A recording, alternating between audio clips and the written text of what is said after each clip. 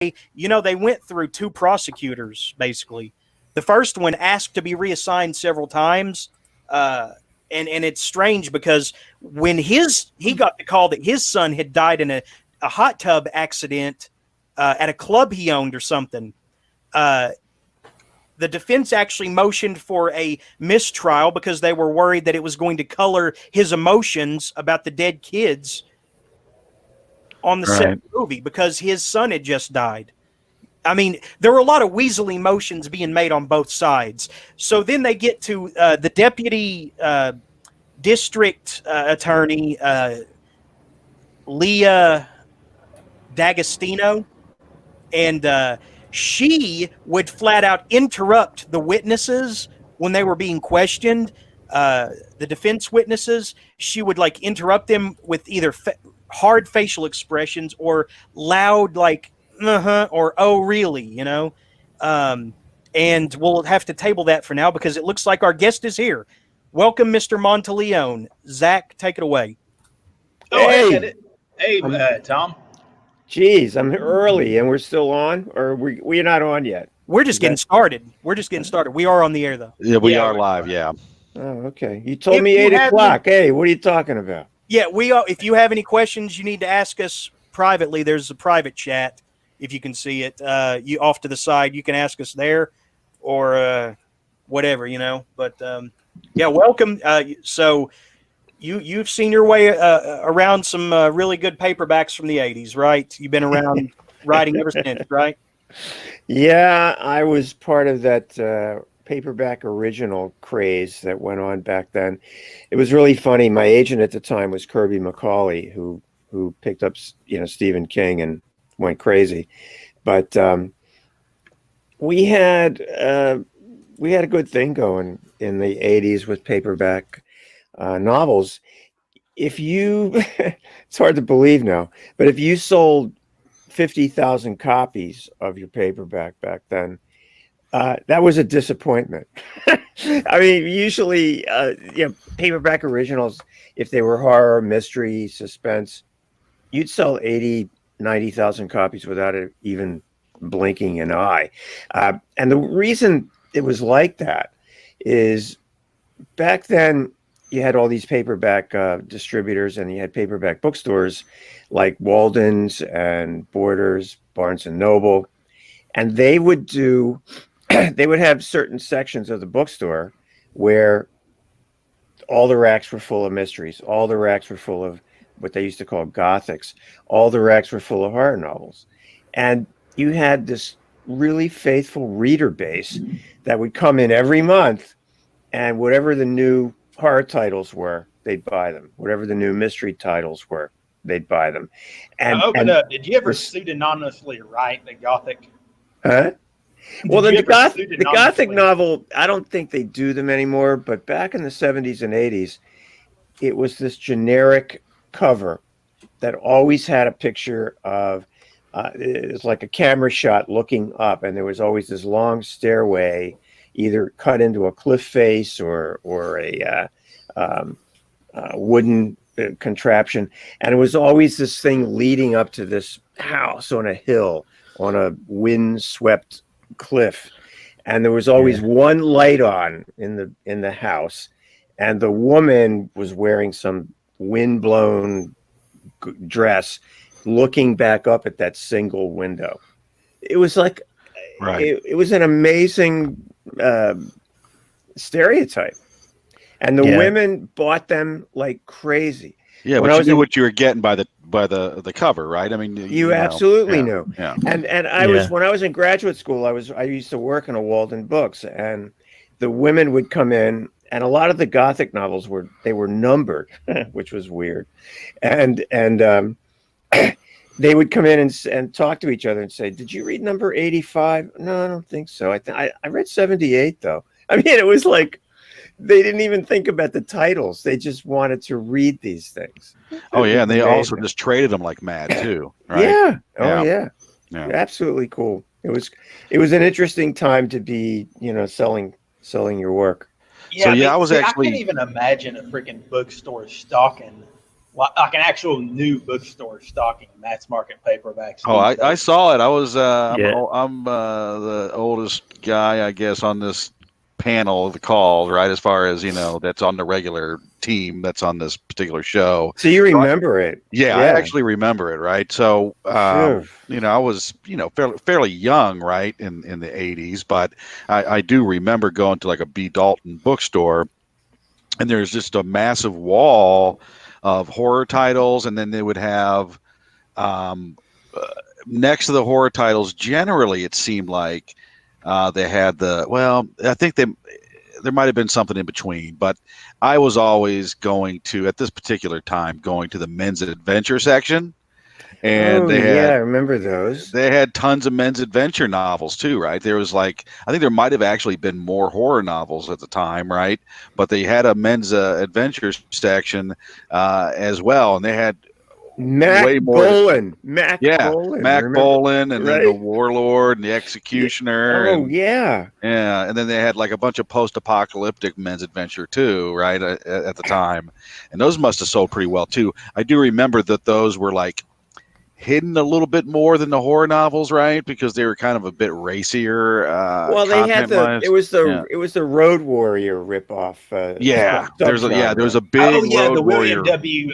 Johnstone ones. The Yes. Rick Warrior. Yeah. About the trucks. Yeah. Oh my God. I mean, but my agent used to get me offers to write those things, and I just never did.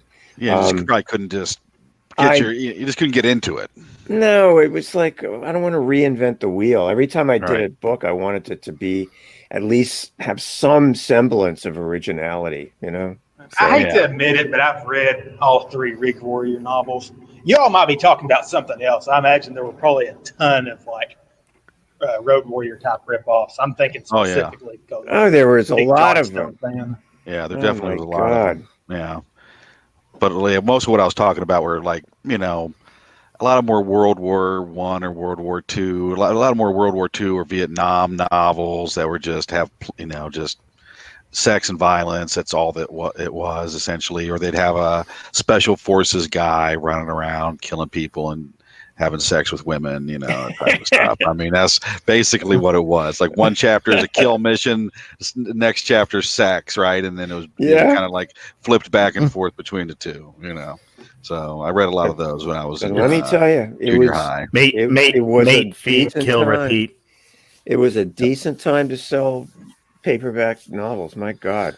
Like I said, you sold 50,000 copies. That was a flop. That's amazing. I mean, today, anybody would kill to sell 50,000 copies of anything. Right. Yeah. If I could sell 50,000 copies of any of my books, I'd be over the moon. Oh exactly. My God. Yeah. It was a heady time, gentlemen. But I'll tell you something else.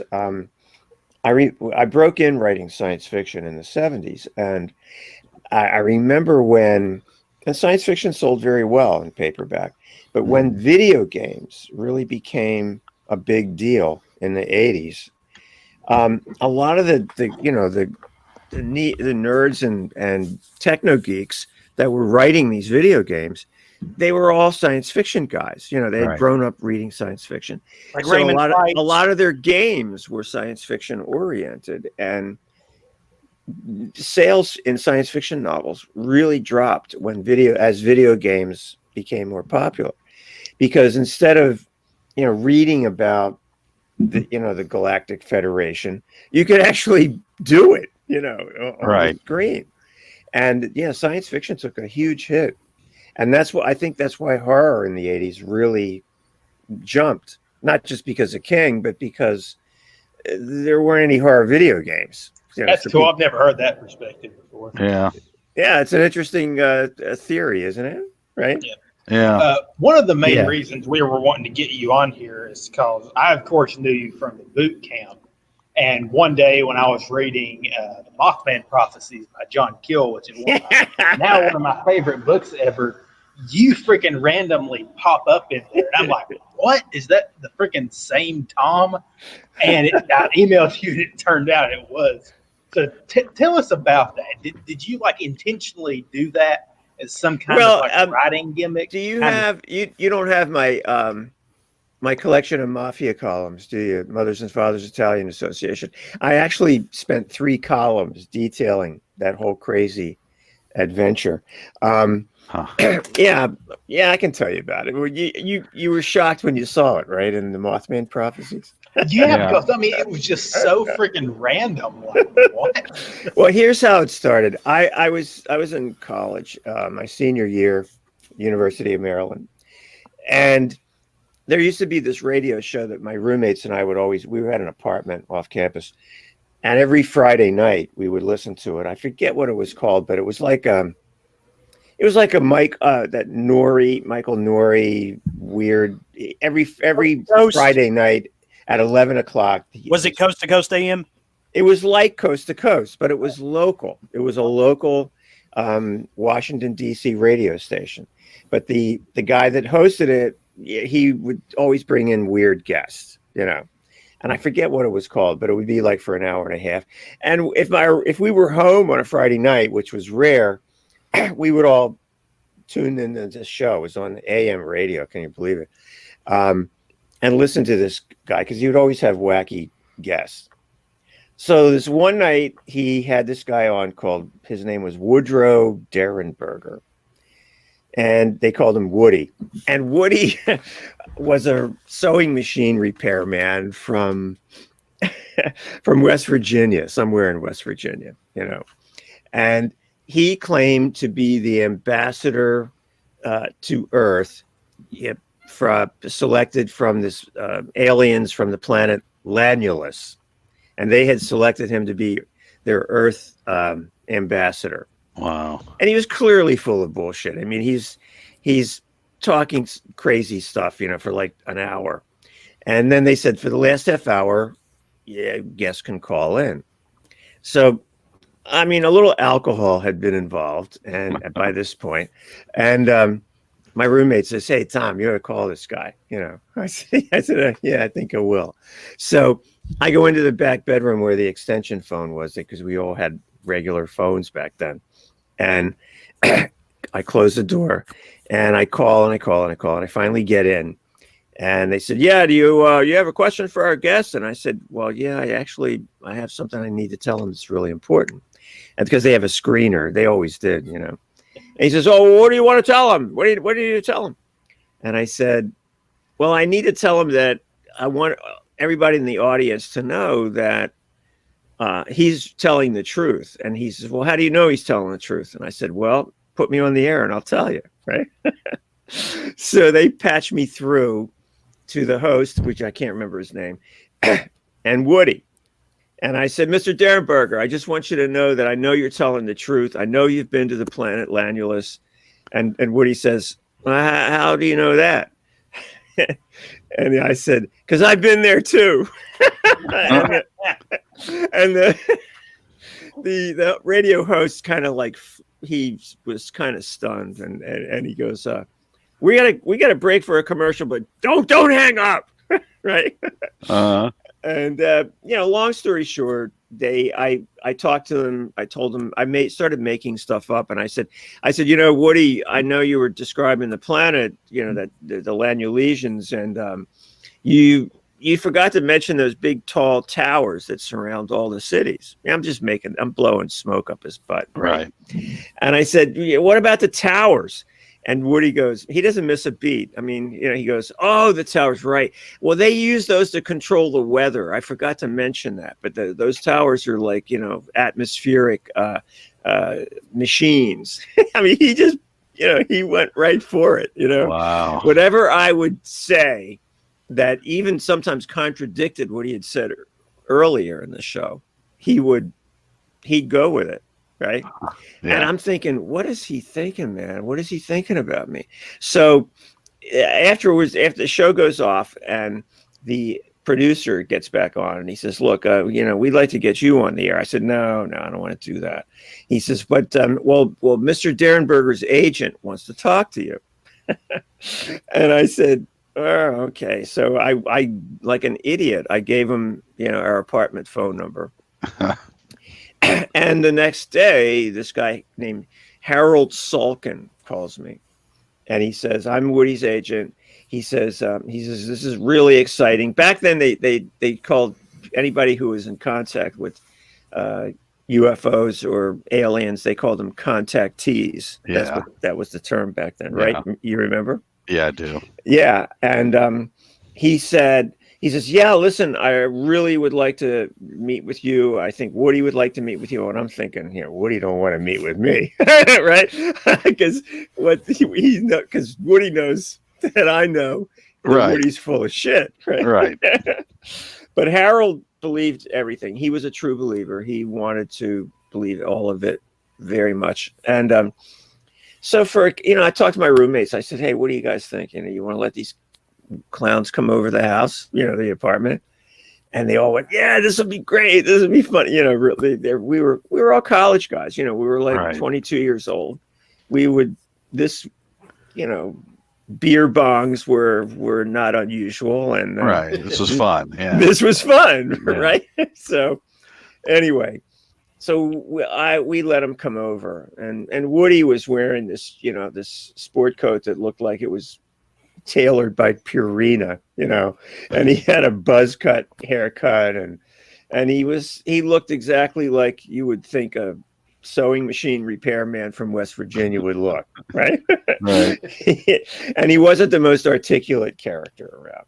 So the first thing Harold Salkin tells me is, oh, listen, this is really important that we get your full story, because I had to make up all this shit about driving on the highway, ship landing in the middle of this interstate in the middle of the night, and it was crazy.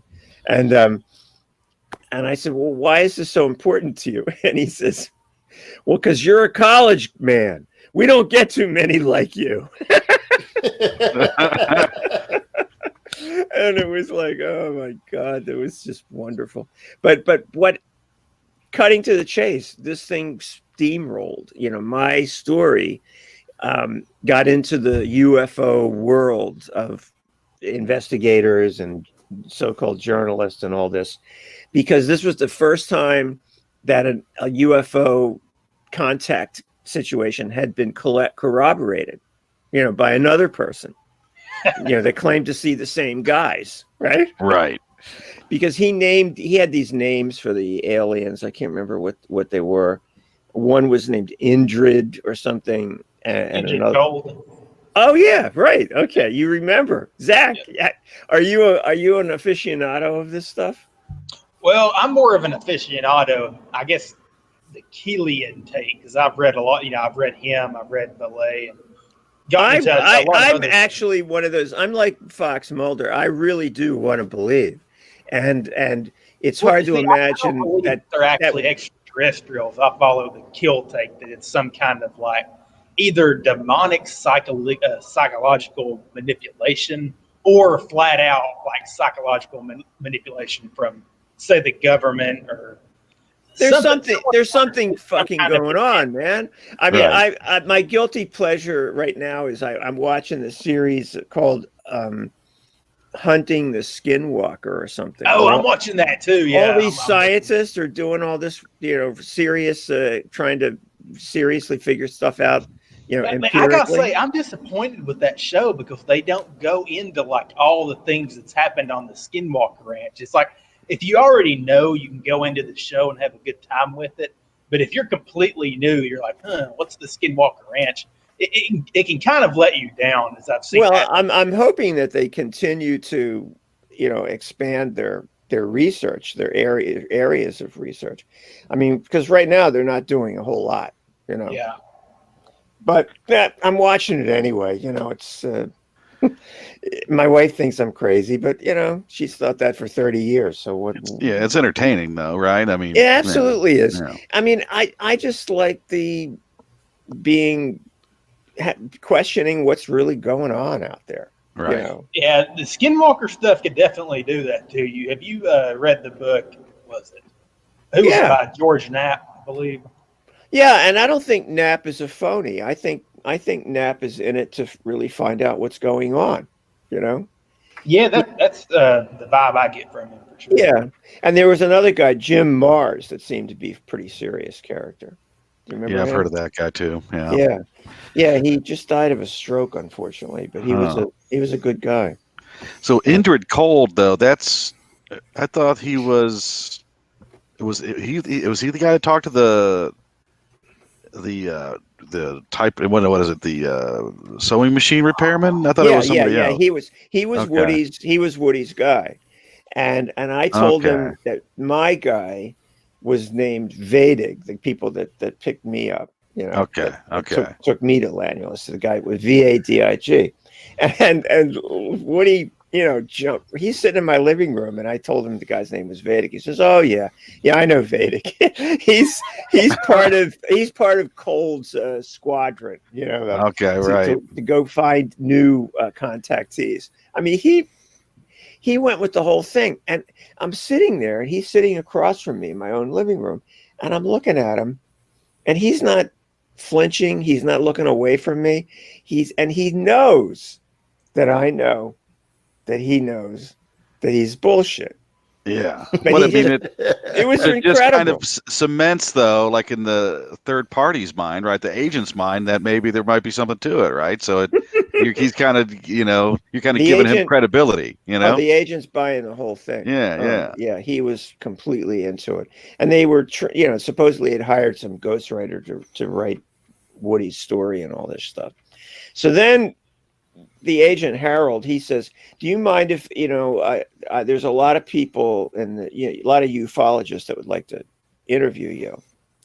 And I said, "Well, I'm in my senior year. Exams are coming up. Going to be graduating. I don't know if I want to mess with this now, but maybe after June or July." I said, "But Vietnam's after me too, so I don't know what's going to happen." I really didn't. Right. But they said, we'll follow up, and they did. And I started getting calls from these various investigators, and one of them, Zach, was John Keel, right? That's freaking awesome. Yeah. Now, John Keel, he was a real fairly respected journalist. I mean, he was. You see, that's the thing. He did some really good books, and he tried to do serious research. Right. Yeah, I don't want to just keep talking him up because, he's obviously one of my freaking favorite authors. But he came at this stuff from what I perceive, at least reading about him, from a level of kind of he was kind of already at prestige, as you say, and then he kind of jumped into this whole type of field. Is that correct? Or yeah, he was a real journalist and writer. I mean, he wasn't one of these self-proclaimed, knuckleheads. Right. And the Mothman Prophecies is actually a really well-written book. Oh, it's really well done. Yeah. And when he came to me and he interviewed me, the first thing he said when he sat down, he said, "Look, I'm going to tell you right off the bat, I'm convinced that this is just some college prank. You're just some college guys, having fun with Woody, right?" He's I'm not prepared to believe anything you got to tell me. So I took that as a challenge, right? I said, okay, let's see what we can do here. And so I started telling him, every time I would tell the story about the contactee thing, I would always up the ante. I would always add some new frisson to the story to make it more silly, to make it more absurd, right? So that one of these investigators, because I talked to about 5 or 6 of them, I kept waiting for somebody to say, "Okay, come on, that's ridiculous." No. Right. But nobody ever did. Nobody ever did. This is making sense to me because I got the feeling reading his little afterword. I don't know if this particular afterword is in all the editions. It was in some kind of weird, obscure edition that I had. It wasn't the Tor one. Some I'm forgetting what it was, but it did seem. Well, he also wrote me up in his book called Zach. He had another book called Operation Trojan Horse. Yeah, and he wrote me up in there too. Okay. Well, I got the vibe that he was kind of being a dick. Like he was talking about how your writing career wasn't taking off, and he was wishing you the best. And I'm like, at this timeline, you already would have had several novels published. No, I hadn't. This was like between 68 and 72. And I didn't sell my first short story until 72. Okay. So it was in that period, right? But he didn't know when he interviewed me back then that I was involved in science fiction, or trying to be a writer or anything. I didn't tell him any of that. But what I told him that flipped him out, okay, is you guys aren't going to believe this, but this is what went down.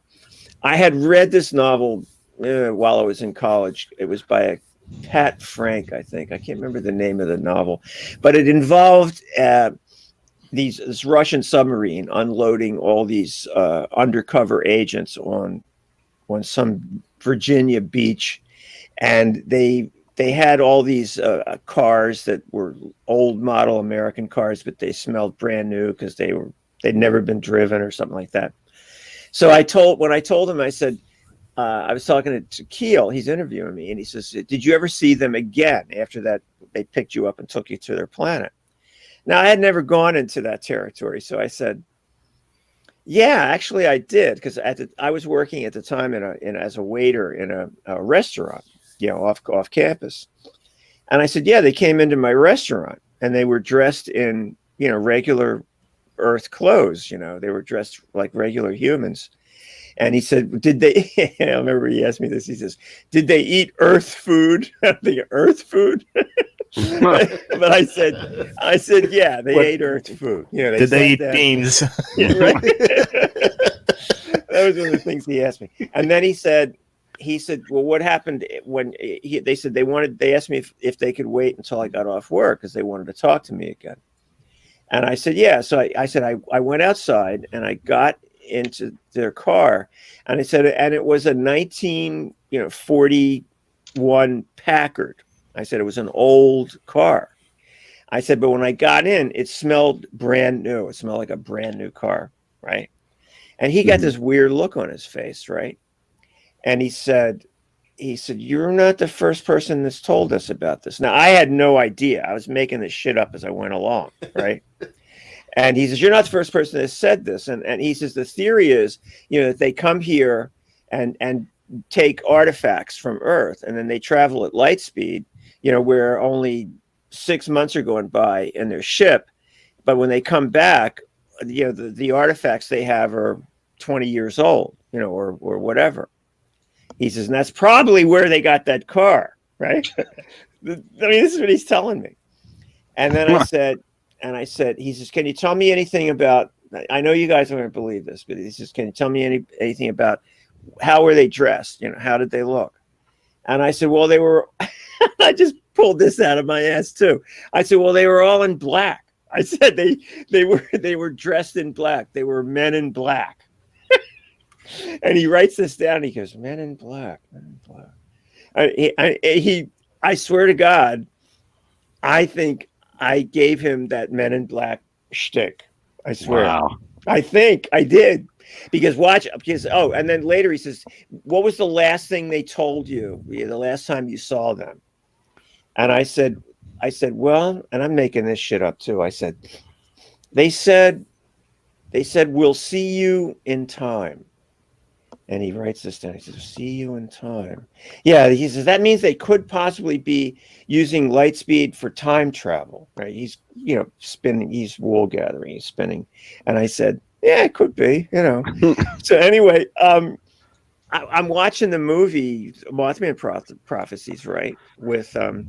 What's his name? Gear. Yeah. And it opens up, and we're watching the movie, and all of a sudden, when he gets on the phone, he talks to him on the phone, and he says, remember, he gets the phone call in the motel, and they tell the investigator, they said, we'll see you in time. And I almost fell off my fucking chair because that was the absolute stuff I had given Keel, 20 years ago. 30 years ago. It was so. In a way, you were immortalized in the Mothman Prophecies movie, not even intentionally. Isn't that funny? Oh, in the book too. I mean, isn't that a line in the book as well? Yeah. Well, I'm trying to remember if you were actually mentioned in the book or if it was just your name was used in the afterword. I can't remember. No, I'm mentioned in the book. Yeah. Okay. Yeah, and I told him never use my name, and he did it anyway. Nice. Yeah. Oh my God. It was incredible. It was a crazy story. And it just, it went on. I actually I wrote a play about it called UFO, which was a comedy. And I was living in Baltimore at the time, and they had this, they had a Baltimore Playwrights Festival they did every year. And, and all the local theaters would take competitions. They would look and see who, Baltimore playwrights would send their stuff in. Well, I sent it to this one theater, and they picked it, and they wanted to do it, and it was a comedy, and it was basically a story of this college kid who pulls off this hoax, right? Each act, a different investigator comes and talks to him, and the last guy that investigates him is this guy named Colonel Jonathan Leake. Right, which is Keel, right? But I in this play, I made him look like he ran some paramilitary organization, right, that investigated UFOs. But it was Leak. I called him Leak, and in the fucking movie, 20 years later, they call the guy Leak, if you'll recall. They call who Leak? Somebody in that movie. Yeah, I just watched it recently. Yeah, so his name is Leak. I'm telling you. Yeah. I can't remember who the character is, but anyway, so they produced a play, and it won the festival best comedy. Everybody liked it. It was really funny stuff. Because at the end, the college kid is the way I wrapped it up in the play is that he's not sure if he actually went to Lanulus or not because. And in the play, it's not Lanulus. I call them contusia, so that the aliens are called contusions. Right? Contusia. Right. And he, at the end, he's not sure. He says, maybe they implanted screen memories in me. Maybe I really did go there. And maybe this isn't all a joke. Right. It's, so it was fun. Anyway, tell me about your boot camp experience, Zach. It's been so long ago. I think I was 16 when I came to that. Yeah, you were the youngest guy we ever had. I mean, this is it. We're getting ready to do our 17th year, 17th boot camp. You were there fairly early on. How'd you find out about us?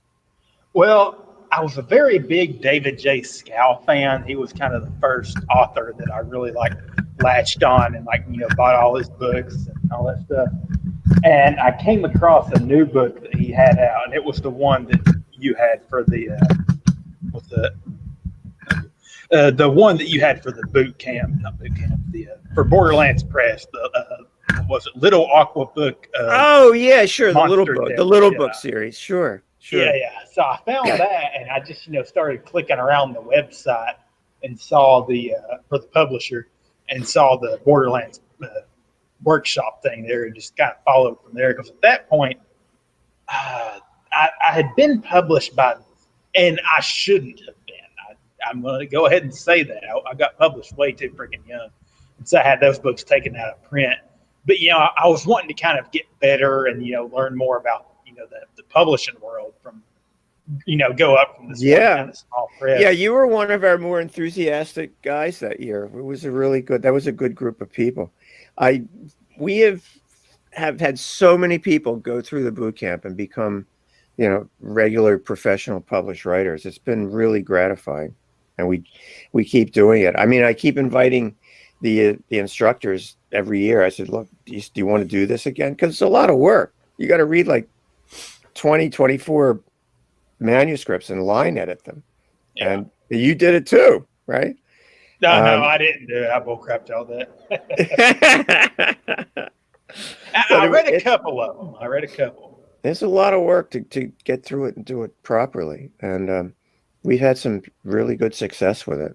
So, yeah, I don't know. It was fun. I noticed that there were a kind of disproportionate amount of people heavily involved in the occult at the boot camp, from Michael Hughes, who I later had a falling out with, and I won't say the other guy's name, who was an OTO member. That was kind of strange. But, do you know Michael Nost, the guy the West Virginia guy that he did a Mothman novel? No. I know who you're talking about. Yeah, he's a really nice guy, really good guy. Yeah. I've met him before. At a convention. How many conventions are you getting to a year, you guys? 0 for me. I mean, Really? yeah, I've only been to like a handful of conventions, period, right? So I wouldn't say I get to any per year, right? Like it's not an annual affair for me. I'm going to straight up say I don't like them. Not like I've never been to one that's just a straightforward literary festival. That might be different. The ones I'm thinking of are like the horrible Comic Cons full of Oh no, they're people. horrible. I can't stand Yeah. that stuff. Why is No, that? there's a couple of good ones that you might like. I mean, if you like Lovecraft, there's one that goes on. They only do it every other year. It's called Necronomicon. I'd And probably get kicked out of there because why? I pissed off all of them like maybe 2 weeks ago on Facebook. Really? I got freaking blocked by John Paget. Paget. Yeah. Kidding me. The What the fuck did you do? He called him a goblin. He called No. Thomas Ligotti a goblin. Yeah, I called Thomas Ligotti a sad little goblin. Oh God!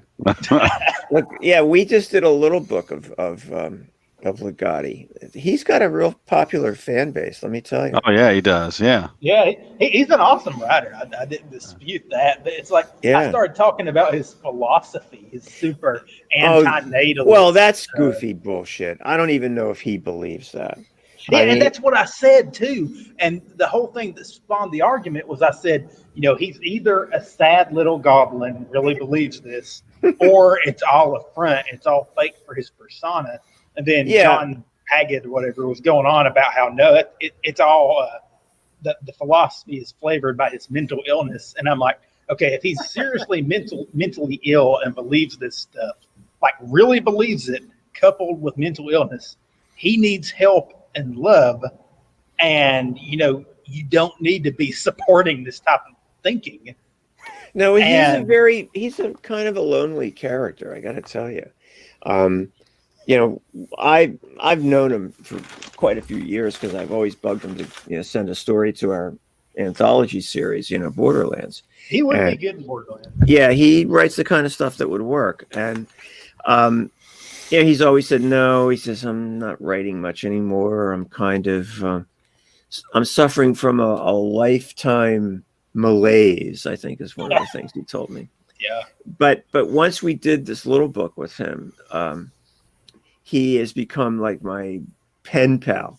I get email from him a lot, and where he talks about how what a lonely mess he is, and I really like the guy. I think he's, I think he's somewhere along the line, lost his way, in society, not in literature, right? But he's just, he's kind of a misanthrope. He's just what he became. But I like him. I think he's a bright guy, and he's a sweet guy. I mean, I like him. So. Yeah, there's no doubt about it that he's bright. He probably, is a very sweet, kind person. I cannot view that type of philosophy if he's serious about it. No, anything other than kind of like faux Satanism without the deity, because it's just this completely anti-human stuff. And that's what I'm bringing up on Facebook, and I'm just getting attacked by everyone for it. And it's just like, it is what it is. Yeah, I'm thinking that he's constructed this as part of his persona. You know what I mean? Yeah, and that's what I think. And I'm okay with that. Yeah, I mean, it adds weight to the mythos he's creating, right? I mean, yeah. I'm fine with it. I'm not really. I don't find it something that I need to go out and disparage him because of it. It's just. Yeah. See, he wasn't doing that. Yeah. I just kind of got pulled into it. He made an offhand remark in somebody else's post, like a buddy of his post is what he did, and Paget happened to see it. And, oh my God. Yeah, it wasn't like he was making a big, bold statement or something, you know what I mean? It was just an offhand comment, So. And then everyone attacked me. I mean, I was getting people attacking me on my normal Facebook page, not the one that I was involved in. Like, they were coming for me. It's crazy. Jeez. Well, I don't think a lot of the Necronomicon people would be plugged into that. And that's a pretty serious convention if you want to go to one where they really discuss mechanics of writing and Lovecraft. Where is that? philosophy. Is that in the like New England area? They Is it in do it in Providence? Providence every other year. Okay. Yeah. All right. That's what I thought. It's not a bad one. Sir, I just had to cut in for a second when you said that the Lovecraft community is like when you say that they're upstanding folk. I seriously question that because they have been on such a kick to disparage the man that they have been, leeching off of for decades. They now come and denounce him for everything, yet still continue to write pastiches, if that's the correct pronunciation, of his work. Pastiche. It's pastiches. But see, that's not really the true Lovecraft crowd. That's not the Necronomicon crowd. There's a segment in the Horror Writers Association that has, and especially the World Fantasy Convention crowd, that they have decided that he's a pariah because he was a racist and a xenophobe. Well, welcome to the fucking club. Everybody in the 1920s, pretty much every white person was a xenophobe. Yeah, I mean, Al Jolson was a popular entertainer, right? I mean, come on, But it was a cultural thing. I mean, you separate segregation was not a big deal. It was like, well, people did. Right. It was what the fuck. But I mean, he was a product of his culture and his society. I mean, it's not like he was some radical. Yeah, they tried to act like he was more than your average person back in the day, but he wasn't. That's simply not true. It's not true. No. And when this guy, I forget the kid's name, some young writer, science fiction horror writer. Yeah, he's an up and comer kind of guy. I forget his name. John Olmos. I don't know. Yeah, I actually did a reading at KGB in Greenwich Village, the KGB bar, with this guy, and I can't remember his name. But he launched this campaign to, get rid of the World Fantasy Award because it was in the likeness of H.P. Lovecraft. And he actually made it happen. And I thought it was absolutely disgusting. Yeah, and replace that bust with that horrible tree. Oh my God, is that pitiful? And it's it's like it's this little tiny little thing. It's a joke. Yeah. But we were at Paul Wilson and I were at the World Fantasy Convention like 3 or 4 years back now, when it was held in Saratoga Springs, New York. Oh, okay. I thought you were going to say Columbus, Ohio, because I've been to two there. So no, this was in Saratoga Springs, and at the end of the ceremony, the award ceremony, Dave Hartwell gets up and he says, "Listen, we have a very important announcement to make that we're going to be changing the award." And this is the last year that the next year will be the last year that the award will be in the likeness of Lovecraft. Right. And half the audience cheered, and half the audience, booed. Right. Wow. It was really weird. It was a weird scene.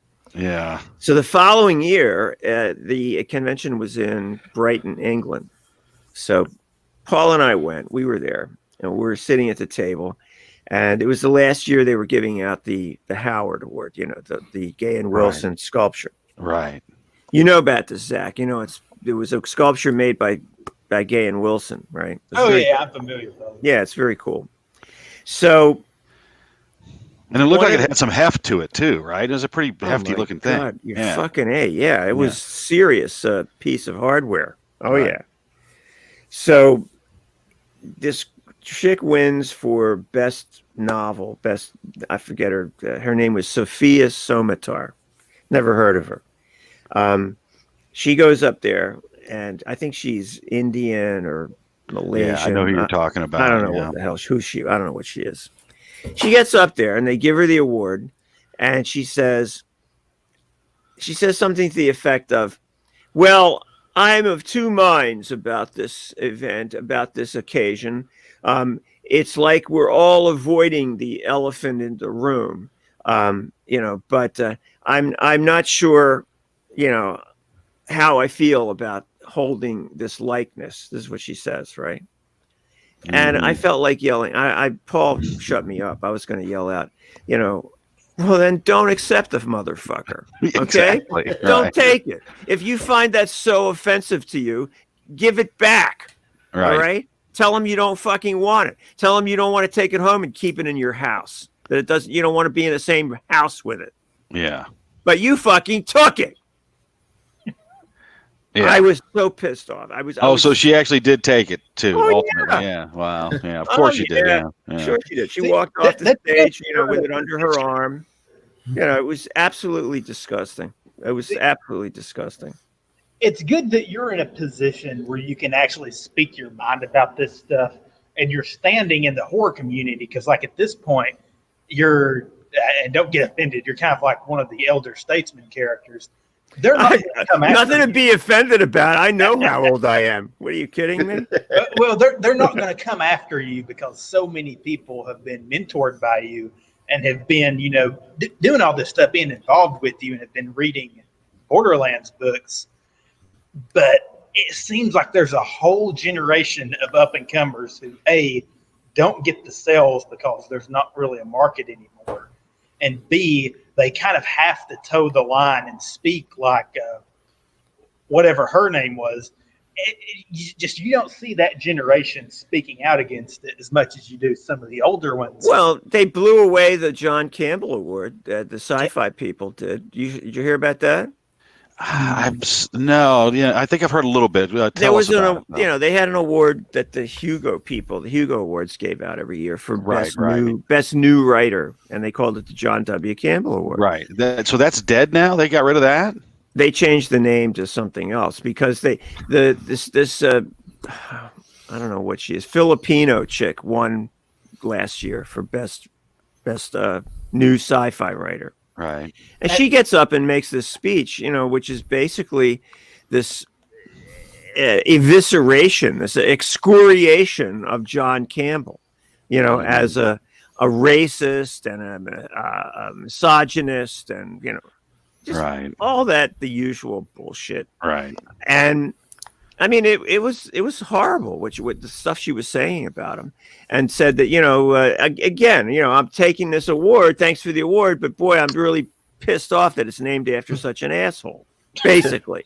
Yeah. That was her acceptance speech. It's incredible. I mean, it's kind of funny that people can see how hollow that is when they go up and make like a whole speech about it. If you really do think it goes against your principles, you say, really "No, I'm sorry, but you know it. what? I can't accept this award." Yeah. Right. If you got any stones about you, exactly. Come on. Yeah, wasn't you need to talk about this stuff in the boot camp, because that's like one thing that authors this day and age need to be exposed to, and they probably are exposed to it with social media.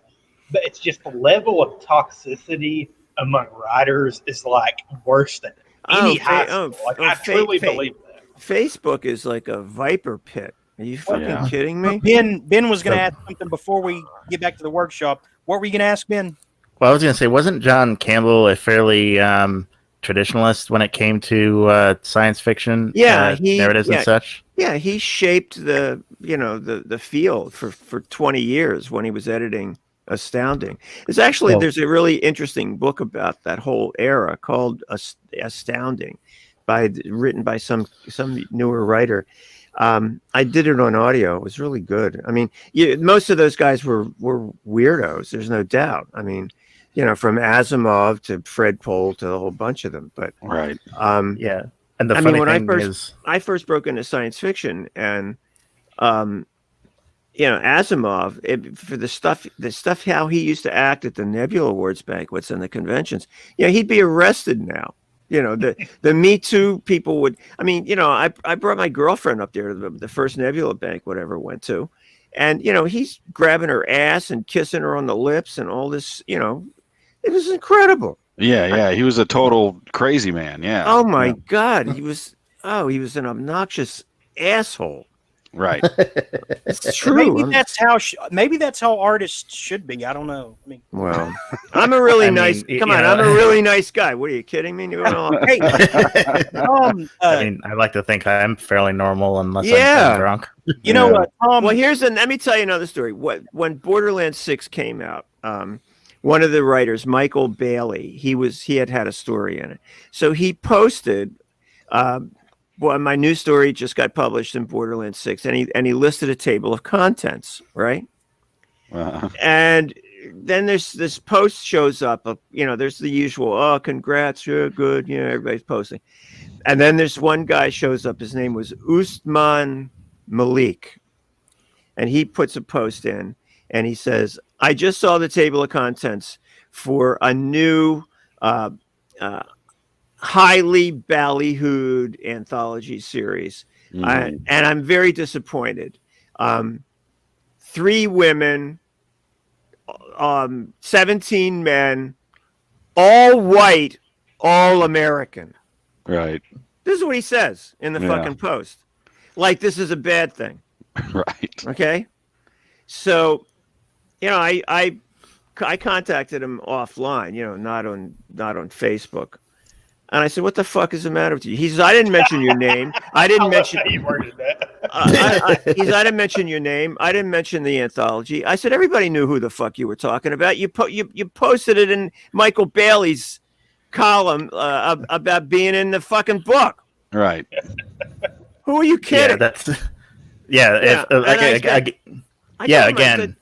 I don't bean count, man. I just buy stories that I think work in our Borderlands universe. I said, I don't care what the fuck you have between your legs.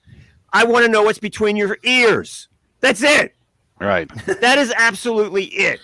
I am not putting together a book based on how many women and how many men and how many LGBTQ. I don't give a shit about any of that. All I care is about that you can write me a good story. Right. And that's it. And that's all that should matter, right? Because that's what you're selling. That's what sells the next book, right? And there's there's that passive aggressiveness. It's like, I didn't mention your name. Well, like you said, it's pretty obvious, who they're talking about. Don't be a coward and say, no, I stand by that. Unbelievable. I know. I was really pissed off. I said, you attack me for the skin color and the sex of my writers rather than the quality of their work. Who the fuck are you? Right. Yeah, it's hard to buy someone actually, believes in that if they're just going to be a passive aggressive douchebag about it. Oh my god! So did he try to double down on it, or what? Did he just slink away?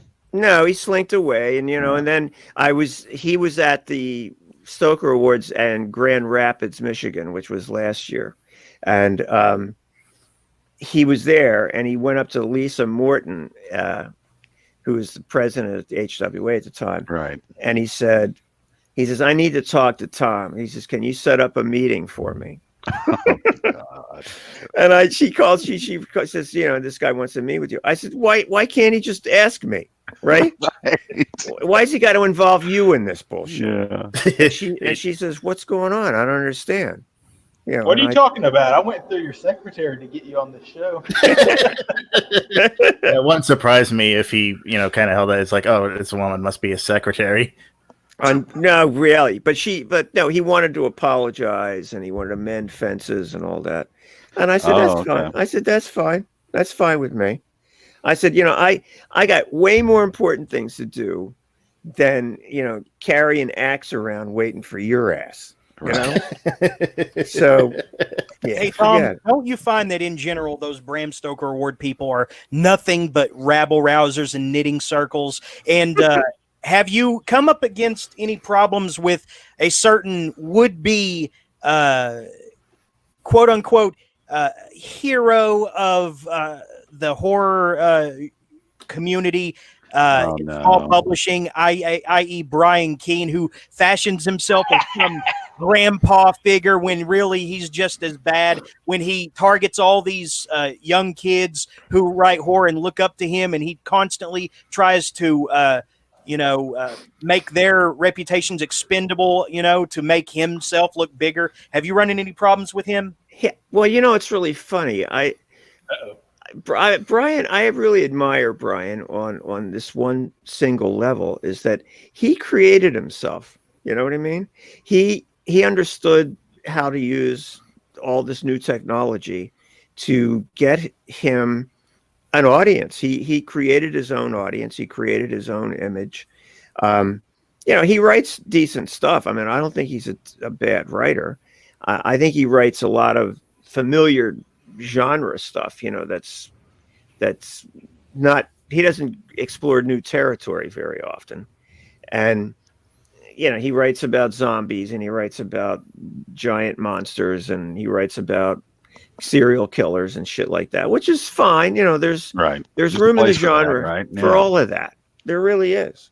I mean, it's not the kind of stuff I ever wanted to write, but everybody's got their own thing. But what you're telling me about him stepping on the careers of young writers, I'm not really aware of it. What are you talking about? Jeremy muted his mic. He was the one. Okay. Yeah, basically, he has made it his job to be in everyone's business over on his podcast, The Horror Show, the last few years. And he's always pointing out these people who have these tizzies in publishing communities. He acts like it's his job to be the arbitrator, and he's always very unfairly, heavy-handed about it. And he always takes the most politically expedient side, and never really tries to just mind business and say, hey, let's all just write and continue to publish. No, he actually chases after people with pitchforks, figuratively speaking. I can give you a good example, adding on to what Jeremy's talking about. Yeah, Amber Fallon is the best example of this, because and here's the kind of funny thing about this story. Well, now that you mention this, Amber Fallon, she came to our boot camp. She did. She did. She was at the last one. She did really well. She sent a really good story into Borderlands that Olivia, I think, was thinking about buying. And she collected a lot of our little books. She was a customer at the press, and all of a sudden she sends me an email and says, I'm going to cancel my subscription. I don't want to buy any more books. And I called her up and I said, what's going on? And she said, I've been battered and bullied by somebody in the field. I'm leaving the horror field. She says, I don't want anything to do with horror writing, publishing, anything. I'm leaving. And that's all she would tell me, right? And she didn't want to know about it, the story she sent in or anything, right? So I didn't ask her, who it was. But you're telling me it's Brian? Oh yes, 100%. What the fuck did he do? Okay, there's two parts to it. The first part was, I mean, this is all out. This is all public knowledge. You're not airing dirty laundry here, right? Yeah, this is all public now. We're not Brian. Entire. We don't. I mean, it's. Yeah. Okay. I mean, Brian didn't name names, but it was pretty easy to deduce who he was talking about. Yeah, there's two parts. But it ultimately came out who she was talking about and everything. So it is public knowledge. So yeah. So the first thing, if I remember correctly, was Amber had been getting. They said she was getting annoying. She was doing something like she was, I guess, trying to social climb too much. And she was acting as if she were allegedly, right? Allegedly, she was saying that she was closer to certain people in the field than she truly was to gain favor or something to that effect was the accusation that was levied against her by Brian. Yeah, and then Brian's kind of a jerk at this point, in my opinion. Maybe not. I don't really care, but he blocked her on Facebook, which, I mean, like that matters. But anyway. Yeah, really. Anyway, she kind of takes it to the extreme and goes crazy about it and calls him out and all this stuff. And then it turns into a whole big thing. And then he basically shuts her down. Okay, so that's the first part of it. Was Flash this all forward. going on in public on Facebook? Oh, Is that- yeah, definitely. Oh my God. Okay, so flash forward. I mean, how could it not be public? Everything that has to be public now. Yeah, so flash forward, it was either this year or late last year. Brian Keene goes freaking insane and writes a dang book-length article, if I remember it correctly. I mean, it was a pretty long thing, basically it's pretty long. trashing her. Well, was it on his face, on his blog or His something? blog, yeah. Yeah, it was on his blog. Oh, Yeah. Did he take it down, or is it still there? It might be gone Pretty sure he now. took it down. Yeah. I'm trying, do you remember the specifics of that, Ben? Why he was prompted to do this? I think that Becky not came the- out of the woodwork, or something like she had returned from her self-imposed exile kind of thing, and I think that's kind of what spurred it. Yeah, I don't know. Is she still in self-exile, like she told me, or what's going on with her? More than likely, I've not seen anything. I mean, I thought she'd came back, and that's what spurred that article or blog post from Mr. Keene, but I'm not 100% sure. Yeah, but the thing that made my blood boil about it was he was acting like he was doing some kind of virtuous great thing by not mentioning her name, that everyone knew it was her. Yeah. And he was just... What did, That's a I remember shame. you talking about it, Gregor. What did he Oh yeah, do well the that- thing that I thought was unusual about it was that he was not mentioning her name, but then he goes on in the blog post to say, and all of these other people whose names he does mention don't like her too. Is essentially what it was. God. Yeah. It's like a what? who's who of freaking horror fiction. Yeah. So it was pretty amazing, really. Yeah. But, Yeah. Hi, Frank. Who? Who's Frank? Oh, Frank Edler, who he runs the Bazong podcast, and he's a regular in the comments here. Hey, there you go. I see you now, Frank. Yeah, but it's just, it became such a venomous thing. And to be honest, I'm not really defending either side. I will say without a doubt, I think Brian Keene does this a lot. He did it to Duncan Ralston for no reason. Just caused this little indie author out for something that was, in my opinion, very innocent.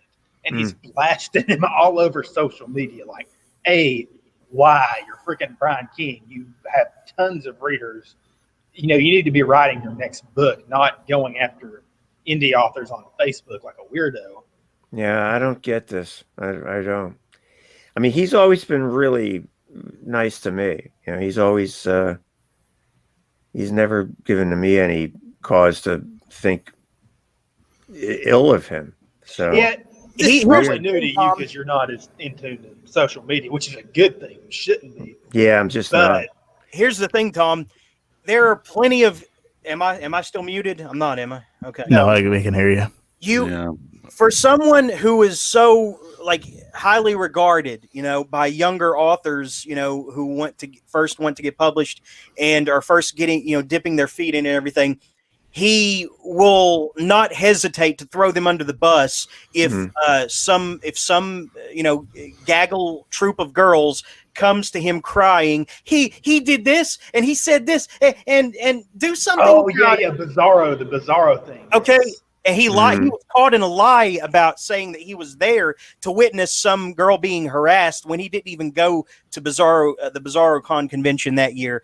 Okay, so basically, he's savoring this grandfather figure a little too much. It's gone to his head, and he uses it on his show. Now, I'm okay with airing dirty laundry, but he's throwing obviously. Yes, but we live in the dirty laundry basket. Yes, but he is despicable for throwing younger authors who are only old enough to be his older, young sons, basically in reality, under the bus to further his own reputation and his standing with the girls, and it's disgusting. He's instead, why if he really feels that a wrong has been had, why doesn't he sit the guys down and hash it out? and say, here, I let me tell you a story of some hijinks I got into when I was your age. He doesn't do that. Instead, he goes right for the throat with these young male authors who when the girls come crying to him. That's the kind of vibe I picked up on a little bit. I might be wrong because I only know the big ones, but it seems like he is, in a way, taking this kind of like men need to walk on eggshells. If I'm not trying to look. Of women. I'm very neutral in all these transactions because I only know the guy to be a pretty decent guy. That's all I can tell you.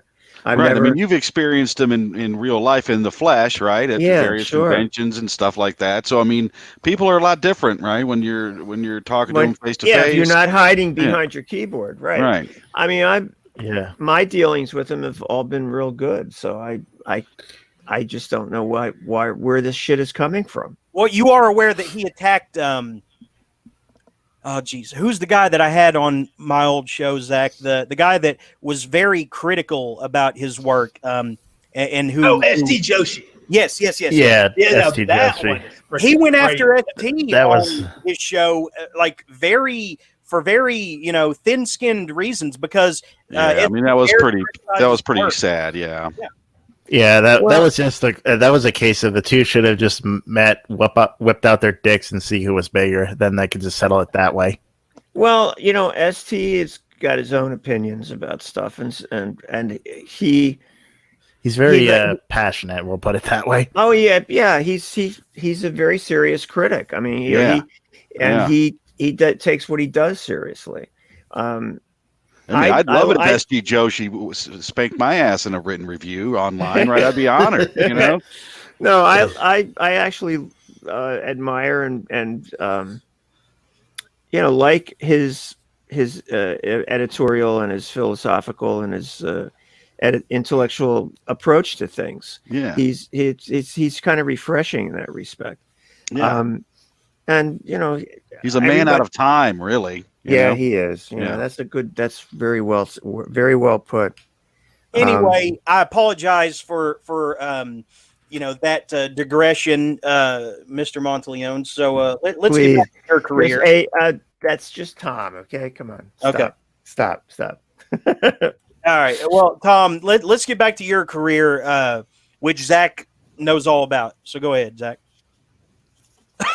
I mean, I know just the basics. Like, you were involved in science fiction than you were in the horror boom of the 80s.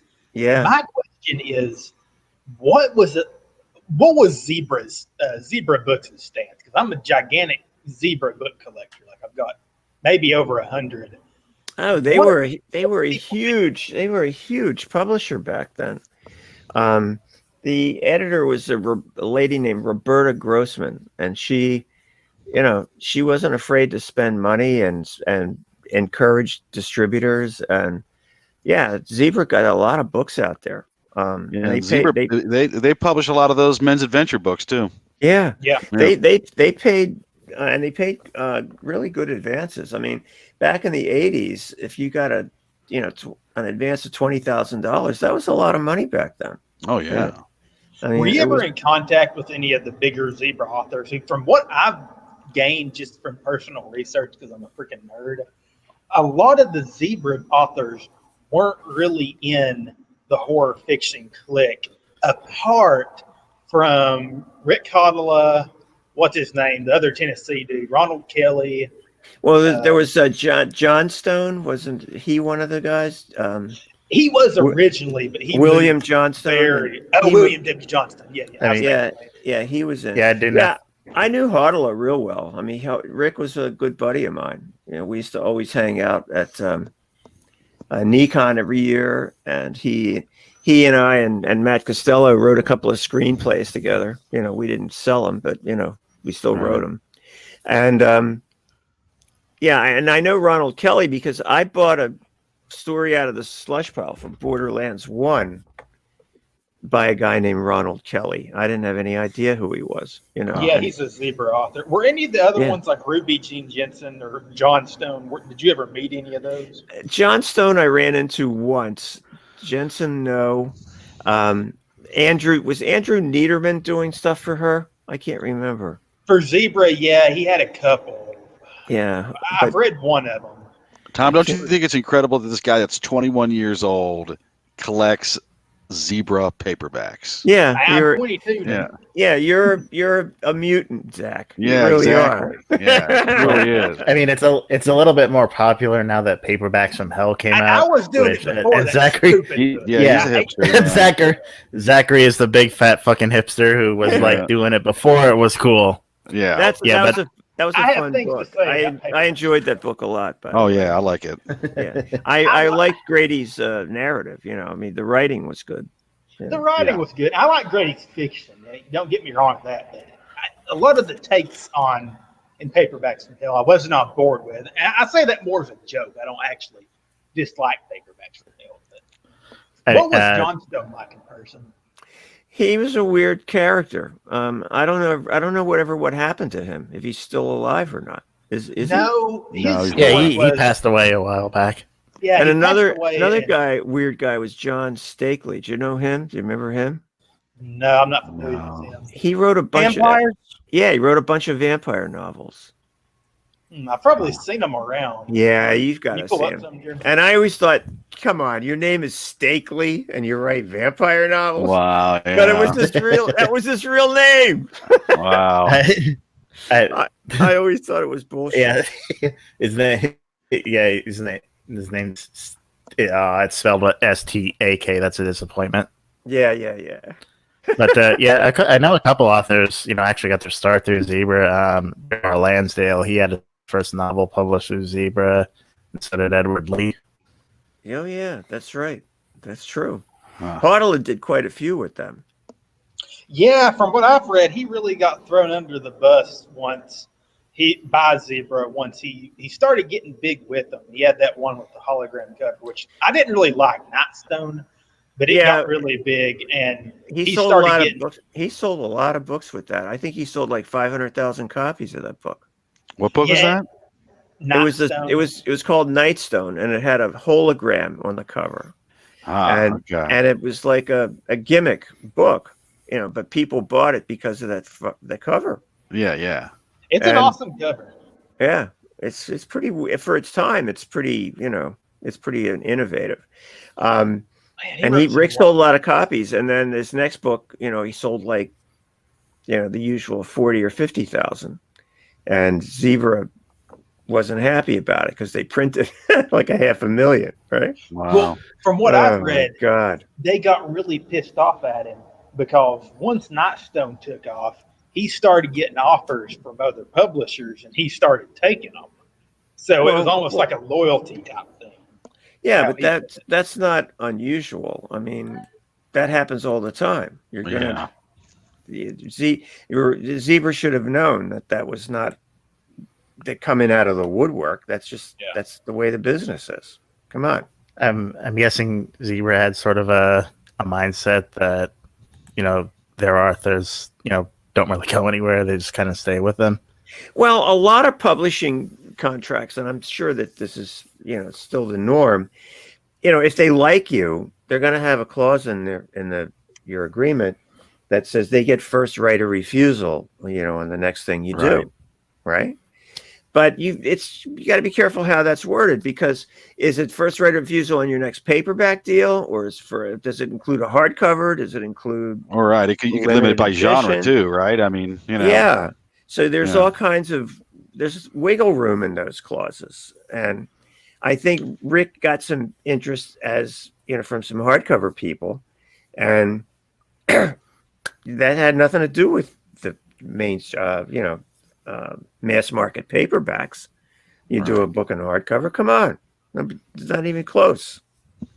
Yeah. So, yeah, there was a lot of weird stuff going on with that, but he eventually, he went all the way. He got on the down escalator, and he got down to the point where he was doing books for $5,000 at the end.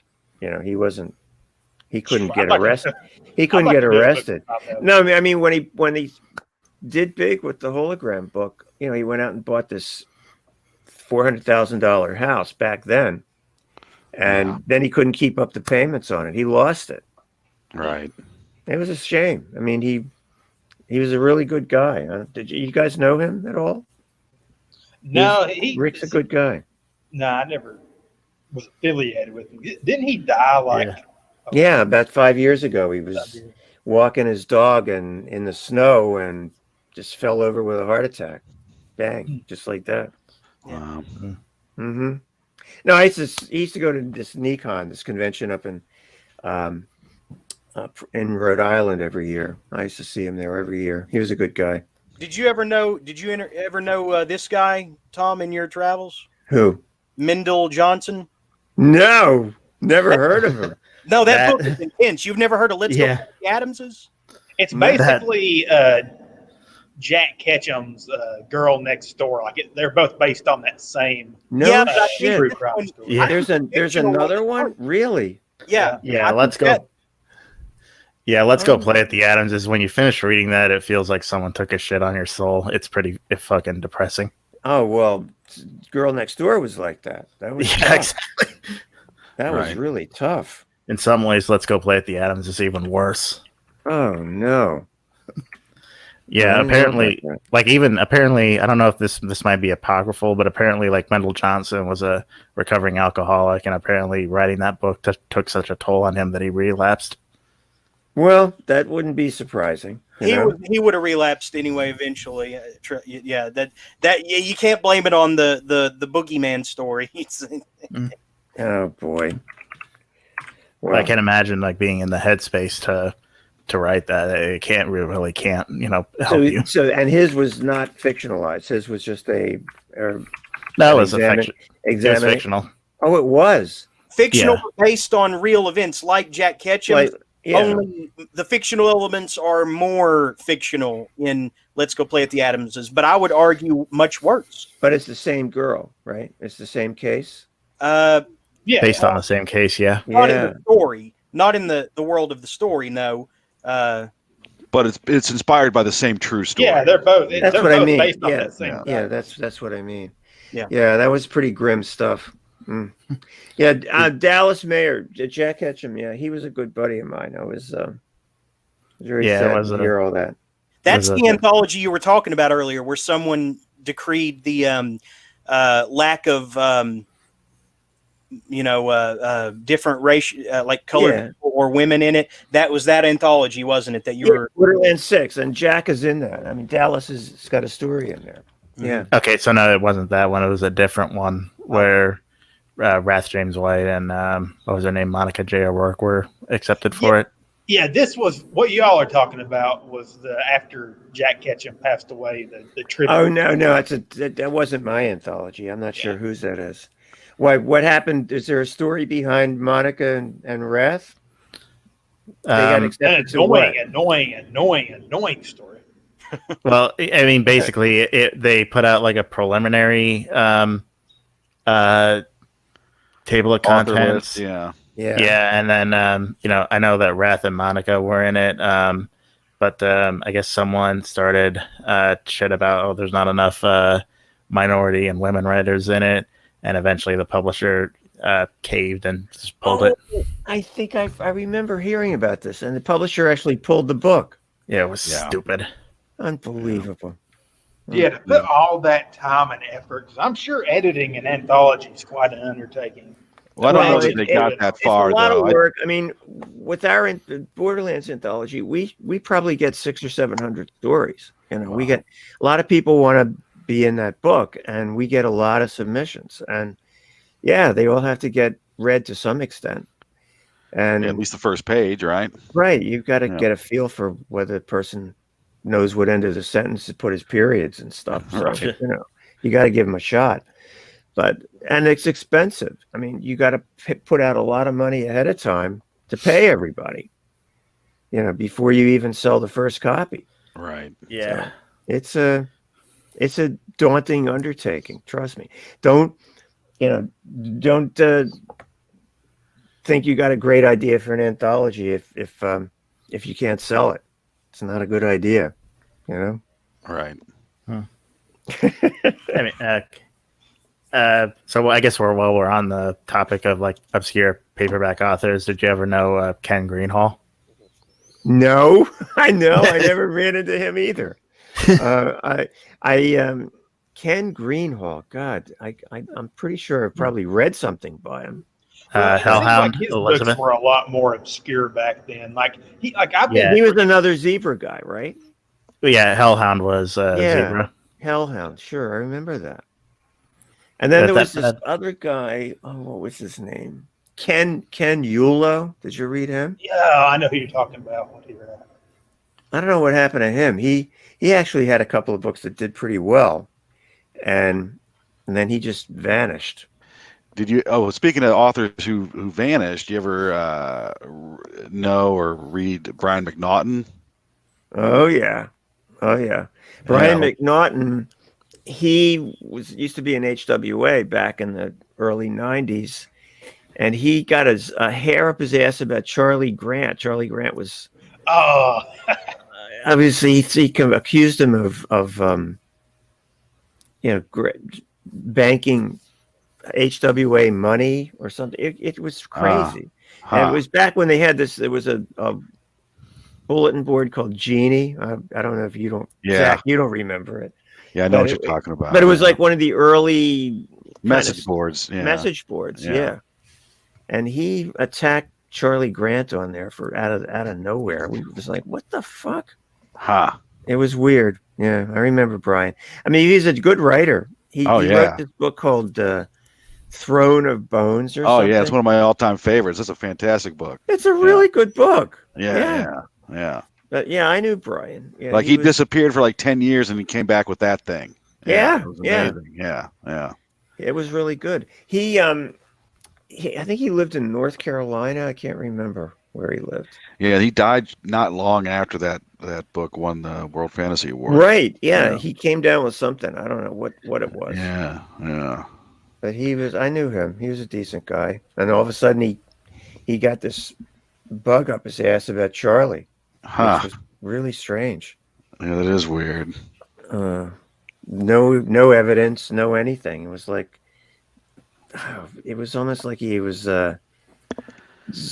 entertaining a delusion of some sort. He might have been, yeah, because I mean, it seems like he disappeared from the genre, from the writing scene or whatever for like 10 years and did a lot of just odd jobs, right? Odd jobs for like 10 years. Did he really? Yeah. Well, another weird guy was T.M. Wright. Did you know him? Oh, that guy, yeah. I know the name, yeah. We invited him. He was the guest of honor at one of the Nikon conventions that we always went to up in Rhode Island, and he came and he was, we had him on panels. He's supposed to play in the softball game. He was on the quiz show, the talent show. Yeah, we had him scheduled for all the usual bullshit. We did it because this convention was kind of like going to summer camp, with a bunch of writers and fans. It was a lot of fun. Right. And he did not appreciate the all the mirth and merriment, and he was a real the Friday night and Saturday morning at the panels, he was, I think when we did the quiz show, he was supposed to be one of the contestants, and he was just a dickwad. He did not want, he didn't act like he was having a good time. And in the afternoon, when we had stuff scheduled, he didn't show up. And then we find out that he fucking left. He was the guest of honor, and he just walked on us. Wow. See, that's the thing. When you are booked somewhere, weird. Honor your commitments when you agree to be somewhere. That's my issue with a lot of writers these days, is that they're flaky. They flake out of interviews where you would be directly promoting, giving free promotion to their work, and they can't even be bothered to show up. Like a guest we had booked tonight who is nowhere near your experience in the game. I just hate the amount of flakiness out there right now. Yeah, you see, Tom did it right. He came in 10 minutes early. Oh, wait, this other guy just blew you off? Really? Yeah, and he's not nearly written as many as you, and he I'm sure he hasn't promoted his books in person and traveled on them like you have either. Interesting. Yeah, but I mean, if something came up and I couldn't do this, I'm going to let you know. You know. Yeah, I mean, That's what I'm saying, though, yeah. but honor your commitments. I mean, that's what or at least I mean, try. yeah, I mean, you could still, if you just flake out and just no call, no show, yeah, that's different than saying, hey, something came up. He Oh just my didn't want to God. do it. He just didn't want to do it. I guarantee it. So, Well, he did let us know, but it was like the third time. Oh, really? Okay. yeah, Okay. I don't have like an infinite amount of patience, for people who are prima donnas, towards me. I'm not gonna. How long have you guys been doing this show? Well, it was going on. Jeremy was doing it without us for Yeah. a Because year it's a lot of ago. work. I got to tell you, it's a lot of work to keep one of these things going.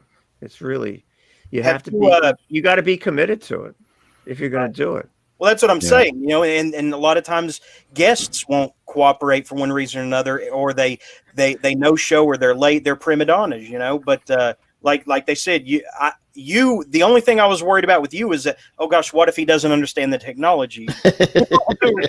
Yeah. What if he's too much of a boomer to figure this out? I like boomers, though. No, I like boomers. I will never disparage boomers. I think that they are the reason that I enjoy a halfway decent life today. But that was a concern I had. What if he doesn't understand the technology? Yeah, it's like, well, I got to turn on the microphone here. Well, what the fuck? What's Full going on? disclosure, that's why I kept putting my What phone end number do I in the talk emails. into here? How do the little people get in the screen? Right. No, I'm not exactly tech savvy, but I get around with it. I'm not. Yeah. I've got to ask you, because we're name dropping all these, endless amounts of horror authors. Yeah. Do you know if an author named Jack Quaid actually exists? Because we were talking about Jeremy, they don't exist. It's No, a don't fiction. Jack, It's an ARG. Jack Quaid. yes. I don't think that's got to be a pseudonym. I don't know. Yeah, I mean, I think it's a See, he pseudonym, can and I think tell it's a it's made fake up just by thing. hearing the name, Jeremy. We Yeah. know the backstory, and that's when it hits. Look, Like, I never denied that it was fake. I'm just saying that the guy has a cover. you said you know an author named Jack Quaid. Listen, no, I didn't.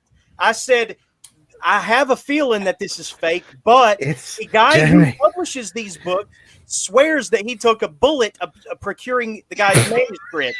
Yes, it's bullshit, but there exists that lore. I mean, it's a cool lore, but I Jeremy. think it's like like the WWE kind of thing. Well, I had It's like to ask. wrestling. It's fake. I had to ask if he actually knew anything. Do you know a Luke Preston in horror publishing? No, don't know that guy either. All right, that's all I had to say. All right. All right, let's. I mean, I know all the regular guys. I mean, there's this whole generation of guys. We're all really are all around the same age. I mean, I've known King since the 70s, David Morrell, Dean Koontz, Paul Wilson. What about Harlan Ellison? Yeah, Harlan and I used to be friends in the 70s and 80s. And Used to. Yeah. Well, Harlan had this. He was an interesting character. He, if you hear him talk, everybody that he ever had anything to do with was an asshole, and he was always, and he was, Archangel Michael, Right. And we had a lot of fun together. I mean, we go to conventions and have just crazy times. He was funny and I was funny, and we had fun. I mean, I remember one convention we went to. It was in Texas. Do they still do the armadillo-cons? Do they still do those? I've heard of it. Yeah, it was a sci-fi thing back then. Yeah, and he was guest of honor, and they invited me as one of the spear carriers. So I was there, and they had on Sunday they were going to have a big a little award. They give out an award every year called the Armadillo to the guest of honor, and they have a big barbecue banquet, like a dinner. Well, they were supposed to have it at this place, as a barbecue place outside of town called Big Dick's. That's what it was called, right? And so we all get in our cars, and it was a small convention. It was only about maybe 250 people back then. This is in the 70s. And we all get in our cars. We drive out of the hotel. And we drive up to Big Dick's, and everybody's standing. Everybody's out of their cars, and the guy, Big Dick, is this big guy with a cowboy hat on and stuff, and he's standing out front of the place, and he's talking to the convention people, and he says, I can't let you all in here until you get me some money. You got to pay me.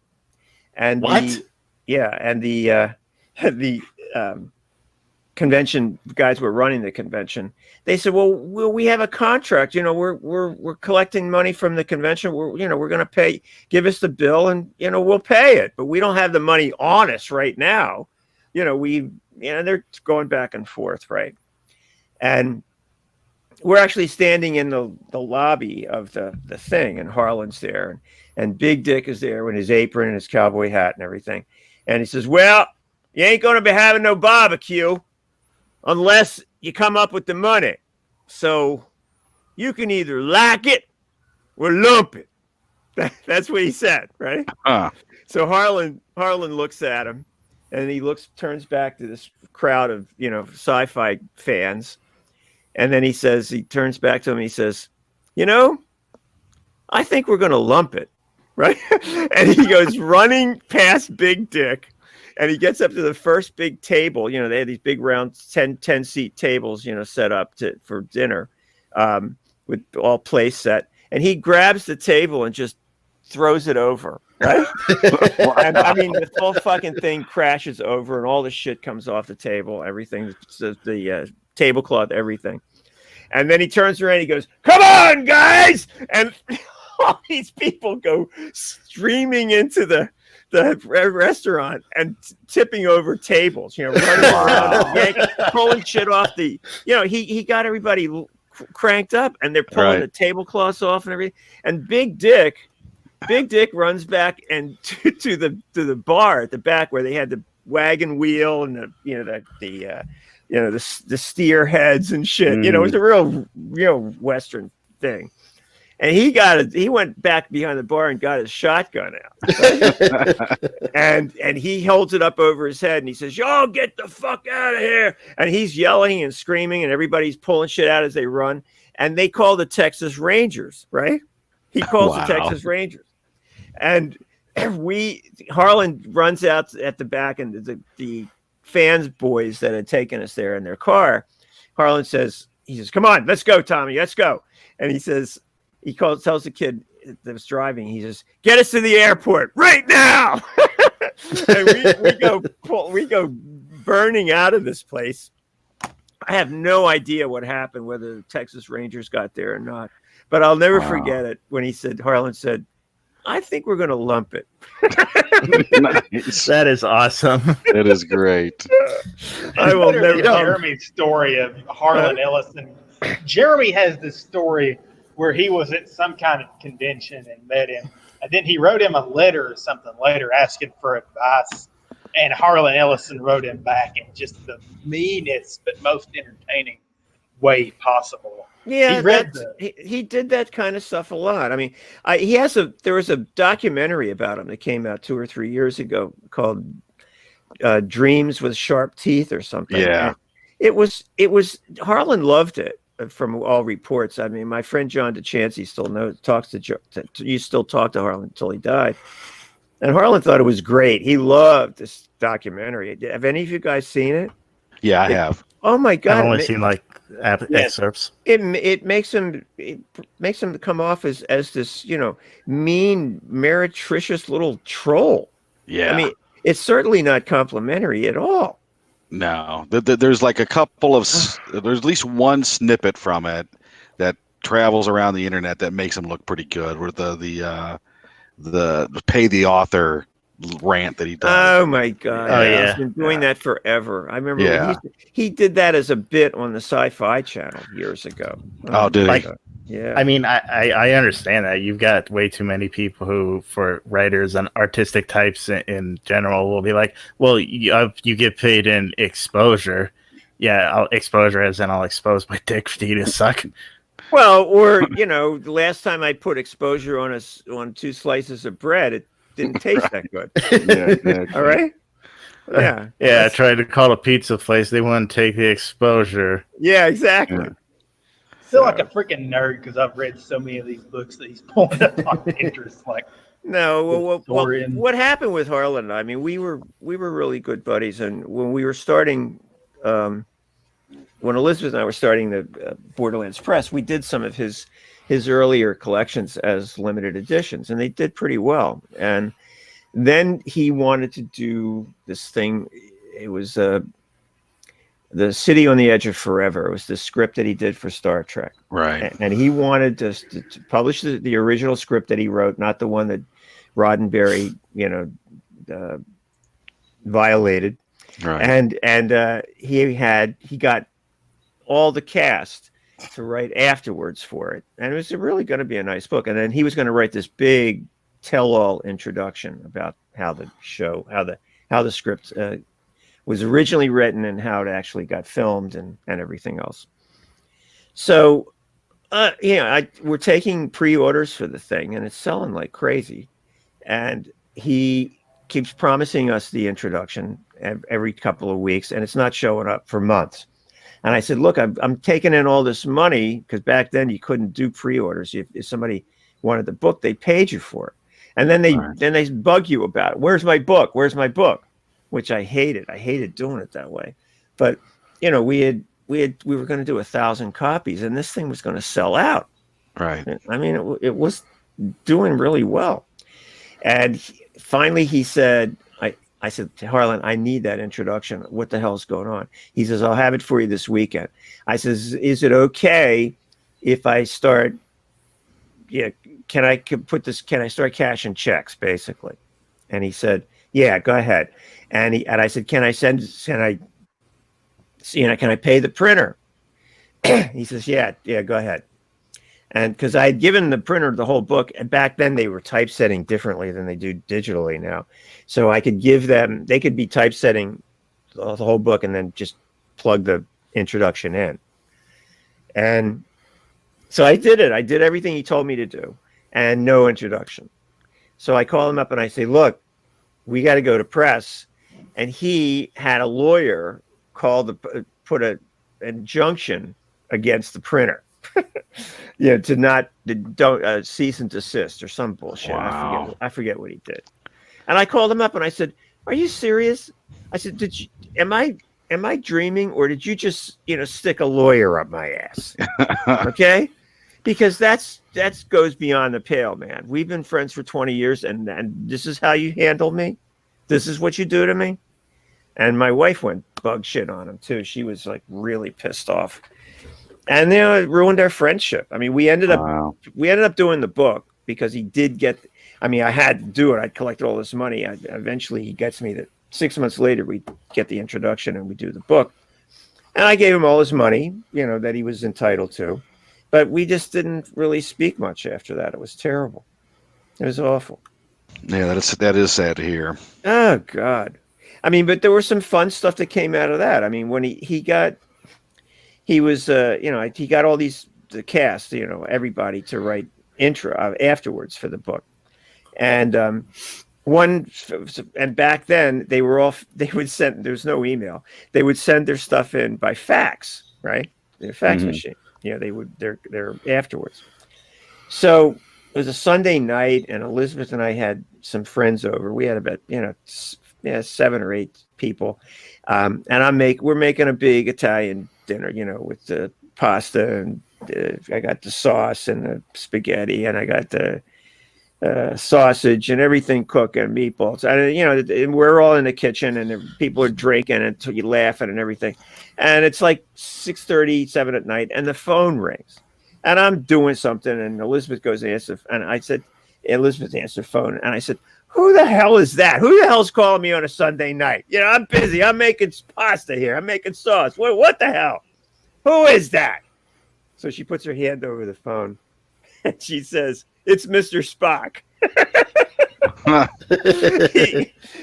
Harlan had given him the wrong fax number, right? And he kept trying to fax his afterward to me, and it kept coming back. So he called Harlan, and Harlan gave him my number. He says, I don't know what his number is. Fuck it. Here, call him up. Here's his number, right? So Leonard Nimoy calls me Ah. to get the right fucking number, right? And everybody in the kitchen is like stunned, right? Because of the way Elizabeth's expression on her face, she looked at me like, "You asshole! It's Mr. Spock." Everybody cracked up. It was crazy, It was just one of those moments that you can't make it up, Right. It was fun, That is a freaking awesome story. Now, I hate to keep going back to the zebra stuff because I know I'm the only one on here sparking out about the zebra. But what was it like when you met Johnstone? Like, what was like the situation? How did that happen? It was, it was very incidental. We were at a convention. I think it was in Ohio. God, I think it was, what's the one they have out there in Columbus? I can't remember the name of it. Context? No, it's not Context. That's a newer one. Yeah. No, this one's been around for a while. But he was there, and we just, you said hi, yeah, how you doing? Blah, blah, blah, but we didn't really interact. You didn't hang out. You just met him. No, we just met him. He was just there. Yeah. But he was a popular writer. I mean, he had a lot of people followed him. Yeah, he's freaking awesome. I mean, he's so horrible, but you cannot. He's one of those that you can't stop reading. It's like each book is just like, it's the same thing, but like when he gets really into the horror, like with things like Toy Cemetery, it's the most fun pulp horror imaginable. Well, there was a guy in England that was like that, Guy N. Smith. Did you ever read him? I know who you're talking about. He's pretty popular. I haven't. Yeah, he would always write these monster. They were like B-movie giant monster stories, right? Uh-huh. Yeah, giant crab, and they would always just have a one-word title. Yeah, crabs, worms, bats. Yeah, see, that's kind of the cool thing. It set Johnstone's horror apart because it wasn't that like categorical. Like it was when he does like the religious horror, like he'll be getting into horror novels about the devil. But then he did some Exorcist type stuff. Yeah, but then he would have novels that they're freaking puppets walking around and werewolves and then ghosts of werewolves. Yeah. Crazier and crazier. It was really that way. Did you ever meet Philip K. Dick? Only once. Yeah, and that was at it was at an awards banquet. It had to be a Nebula Awards banquet when it was out on the West Coast. Uh-huh. And they were giving Fritz Leiber the Lifetime Achievement Award. Okay, cool. And yeah, it was cool. And Dick was there, and he was an odd duck, right? Yeah, the only time I ever met him. I mean, he had that faraway stare in his eyes, like he wasn't really looking at you. He was looking at something that only he could see. Right. So this was later on, like late 70s or something. Late 70s, yeah, because I was still in science fiction into the late 70s, yeah. Right. And then I quit the spacefaring horrors of Arcturus, and we formed the Horror Writers of we called it Horror Writers of America at the time, and they changed it to Horror Writers Association, which was right. But yeah, that was back then.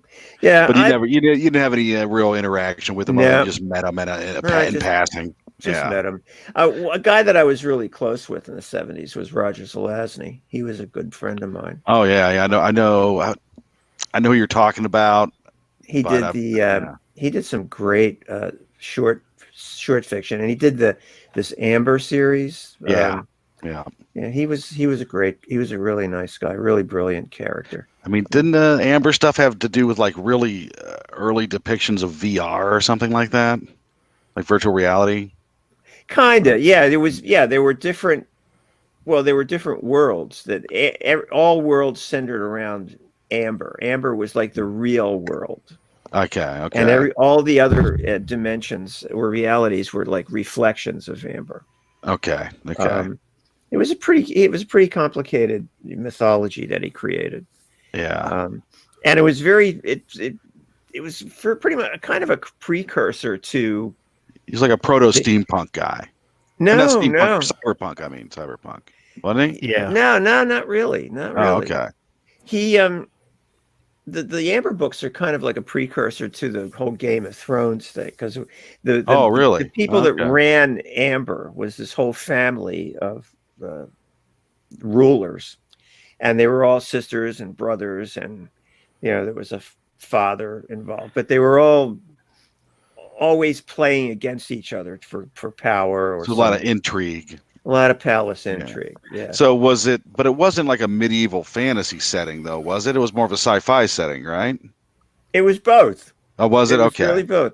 Yeah. If I'll tell you the book you should read, and this will get you completely where you need to be. Uh-huh. It's the very first one. It's called 9 Princes in Amber.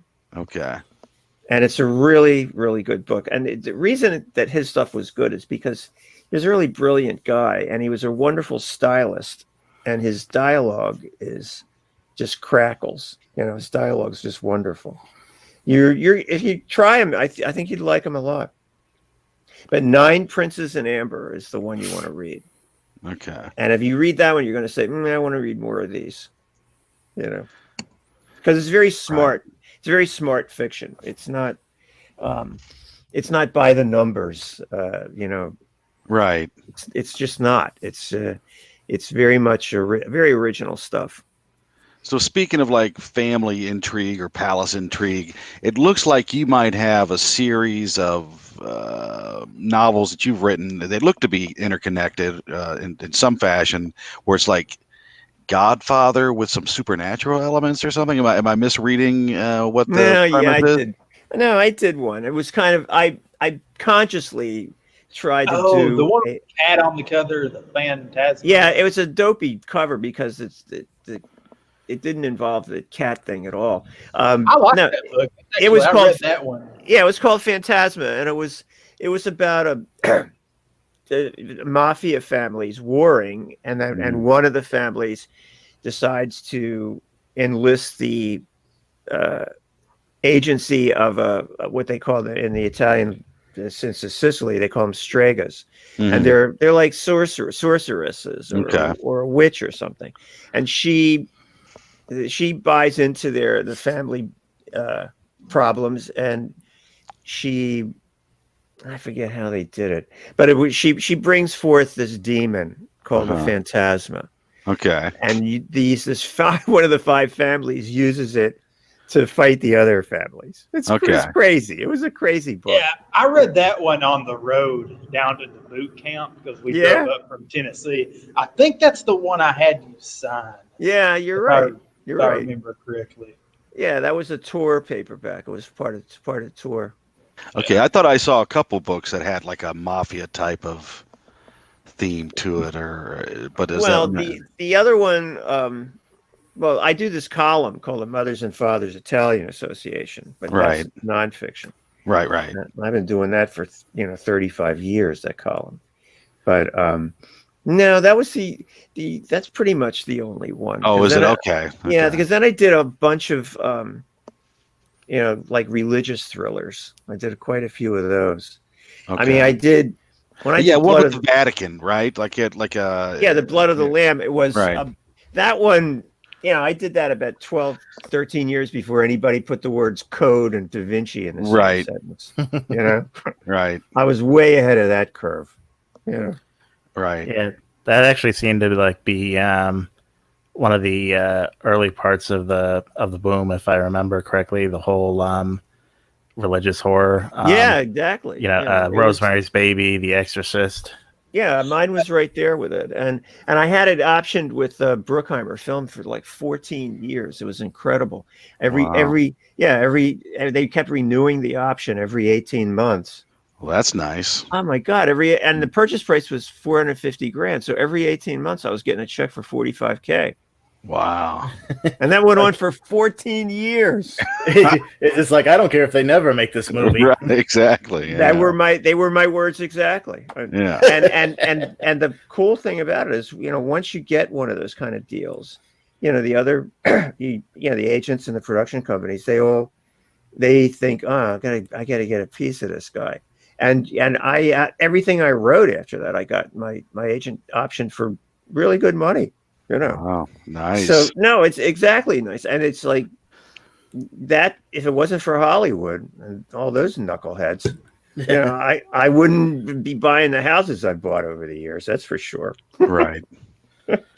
I mean, it's a real. If you get yourself involved with those guys, you can make a decent living. Yeah, get them to auction Soothing the Savage Swamp Beast for me. That would work out well in my favor. I would be happy with that. Oh God! So you're good you buddies ever with meet- John DeChancy? Is that right? Oh yeah, I've known John a long time. Yeah, that's interesting because I signed up for some like a long time ago. Signed up for some sort of correspondence writing course. Yeah, he works for Writer's Digest. He still does. Yeah. I got paired up with him, and he was like, the stuff that you write is so far outside my wheelhouse. I don't know what I could really tell you to help you with this. Well, right? were you writing horror? It was more of like because he's not dark really fantasy with horror. Yeah, he's not. That's not his thing. He's pretty. I know they paired me up with the wrong guy. Yeah, he's a techno sci-fi guy. And also a humorous fantasist, right? I mean, he did those Castle Perilous, which are they're weird weird light. You're right, humorous fantasy. That's what they are. Yeah. They're they're real tongue in cheek and. It was a real mismatch. You know what I mean? Like they paired me up with the wrong guy. So. Oh yeah, it can happen. Yeah. And speaking of humorous fantasy, those books that Charles Grant wrote, I've only read the first one that he did under a pen name. It was like a comedy fantasy thing. Oh, the Lionel Fenn. Yes. Fenn? Oh yeah. They were. Charlie was amazing. He was a good buddy of mine too. He was incredibly prolific. I just can't believe how many books he wrote. He had to be over 100. I'm pretty sure. Yeah, it's pretty incredible. I've had a couple of those Ox Run books forever. I've just not gotten around to them. Yeah, the Ox Run Station was the town where all the weird shit happened in his universe. Yeah, he seemed like a cool dude. He was a really good guy. Yeah, I really liked Charlie a lot. Did you ever matter of fact, I was his first son. I was the kid's godfather, actually. Wow. Yeah, we used to hang out. Yeah. That's pretty awesome. Yeah. I'm just, if you hang around long enough, you pretty much run into pretty much everybody. Right. No, you do. Yeah. I mean, I remember I met Dean Koontz at a convention in Pittsburgh. I forget what it was called. Oh crap. Not Phalanx. It was Phalange, it was called. And he was there. He never went to many conventions. But back then, he was writing. I can't remember how he did it. He'd do like 5 paperback novels a year. Yeah. Under all different pseudonyms, different names. I mean, he was incredibly prolific, and that's how he lived. I mean, he wasn't on the bestseller list. He was just grinding out incredible numbers of paperbacks. Right. To survive. Yeah, I remember meeting him there. He was a nice guy. I mean, we're still friends. I every once in a while he'll send me a copy of his new book, or he doesn't do email, so he sends letters by fax. That's what he does. And I don't even have a fax machine anymore, so I had to go get this thing called eFax or something. Right. Yeah, I used to work for a company that supported that. Yeah. Oh, okay. Yeah, just so I could get his correspondence, because that's what he does. It's crazy. Yeah, I read a couple of his writing books. Right, the one was called Writing Popular Fiction, which covered his career, early career. His early career, right, Yep. where he was just writing whatever genre he could write.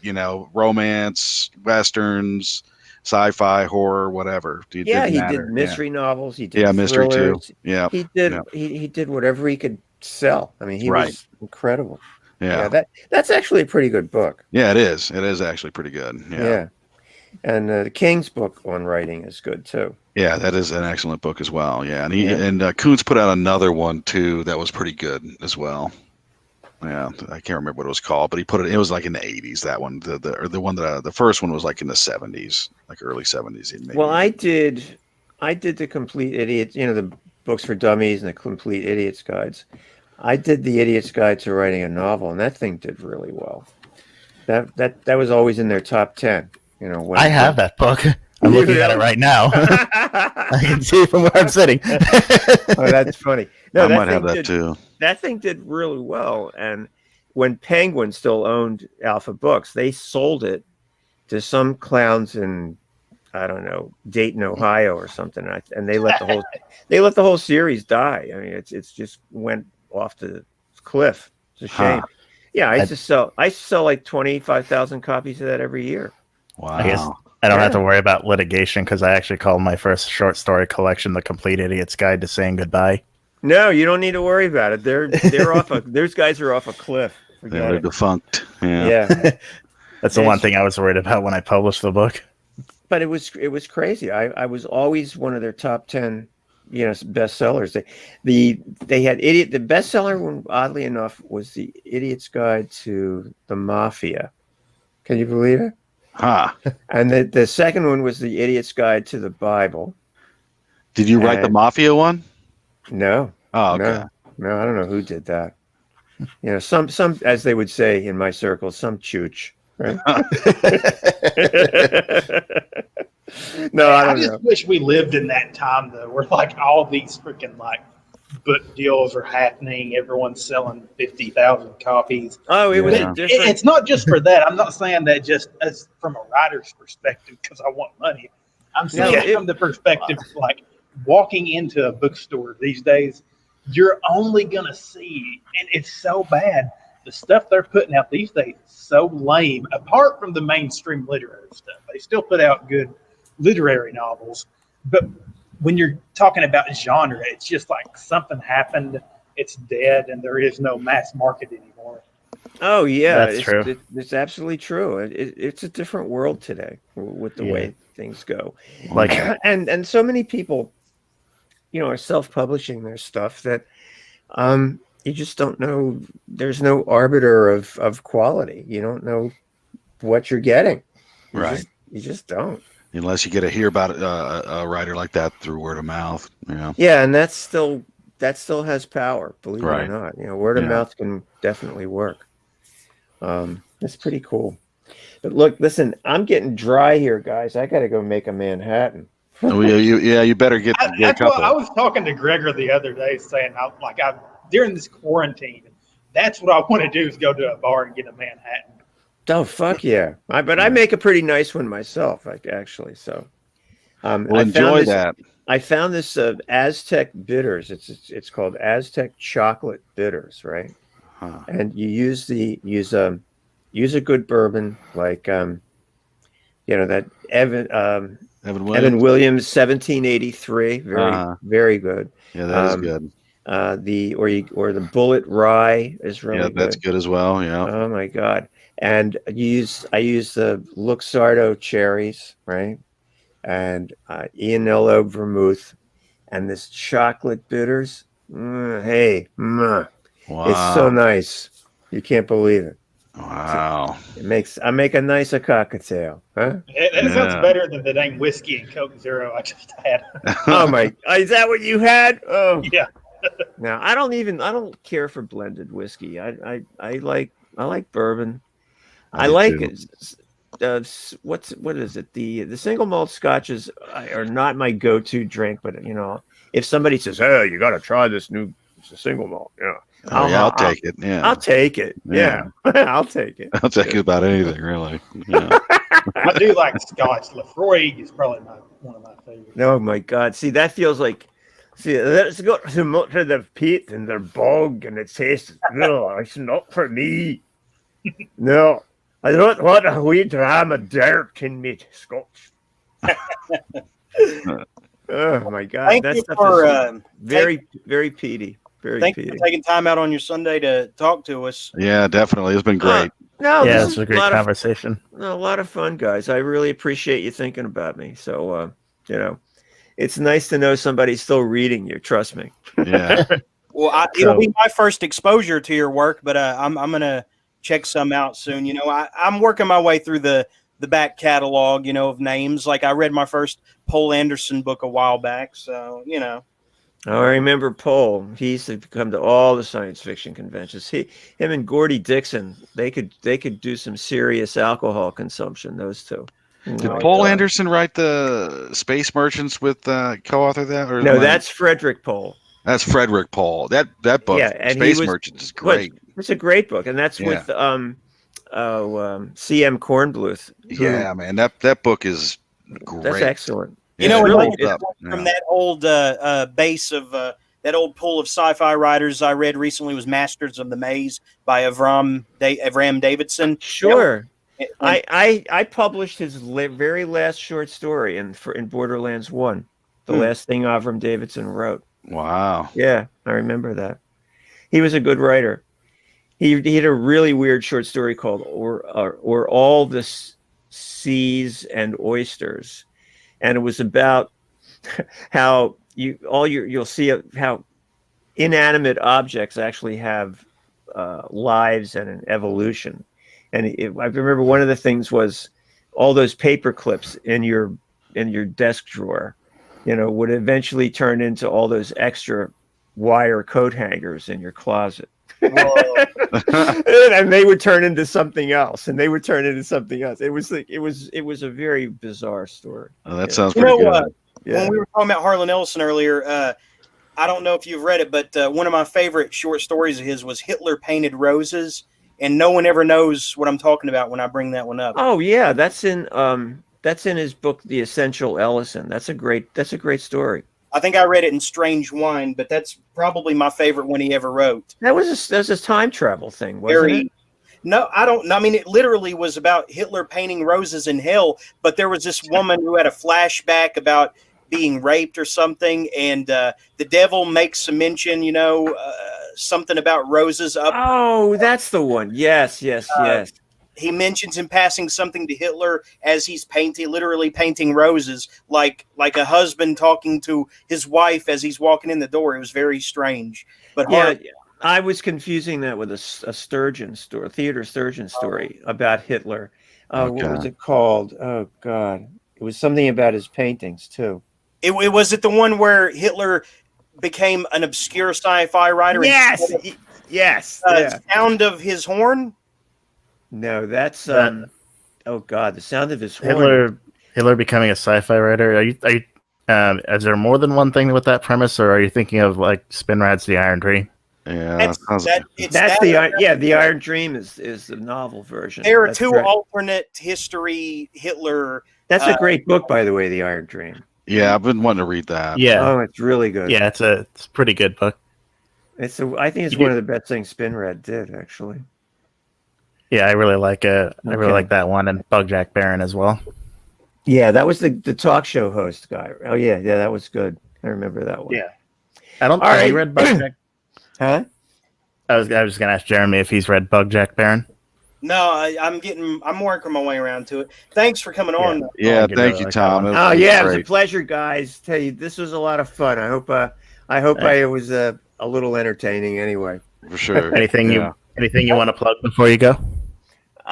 Borderlands 7 is going to the printer soon. So who's doing that one? I know y'all were with. I know you're probably ready to get out here. We did. We won the Stoker for volume 5 and volume 6. So we're gonna try to do a 3-peat. Well, good luck. Hopefully 3 in a row. Yeah, we'd be cool. All right, thanks, guys. All right, good night. Thank you for coming. Yep. Thanks for showing up like you said you would. No problem. How do I get out of here? Just close the close the browser. Yeah. I can kick you out if you want. I don't want. No, I'll just sign off. Thanks a lot, guys. Anytime you want to do this, I'm available. Okay. Fantastic. Cool. Thank you. We'll take up on that for sure. Take care, Zach. Okay. Bye-bye. Bye. You know, that's one thing we ought to continue to try to develop relationships with past guests we've already had. You know, that's why I've been trying to get Phoenix and Chris Lesko back on, because I thought those guys gelled real well.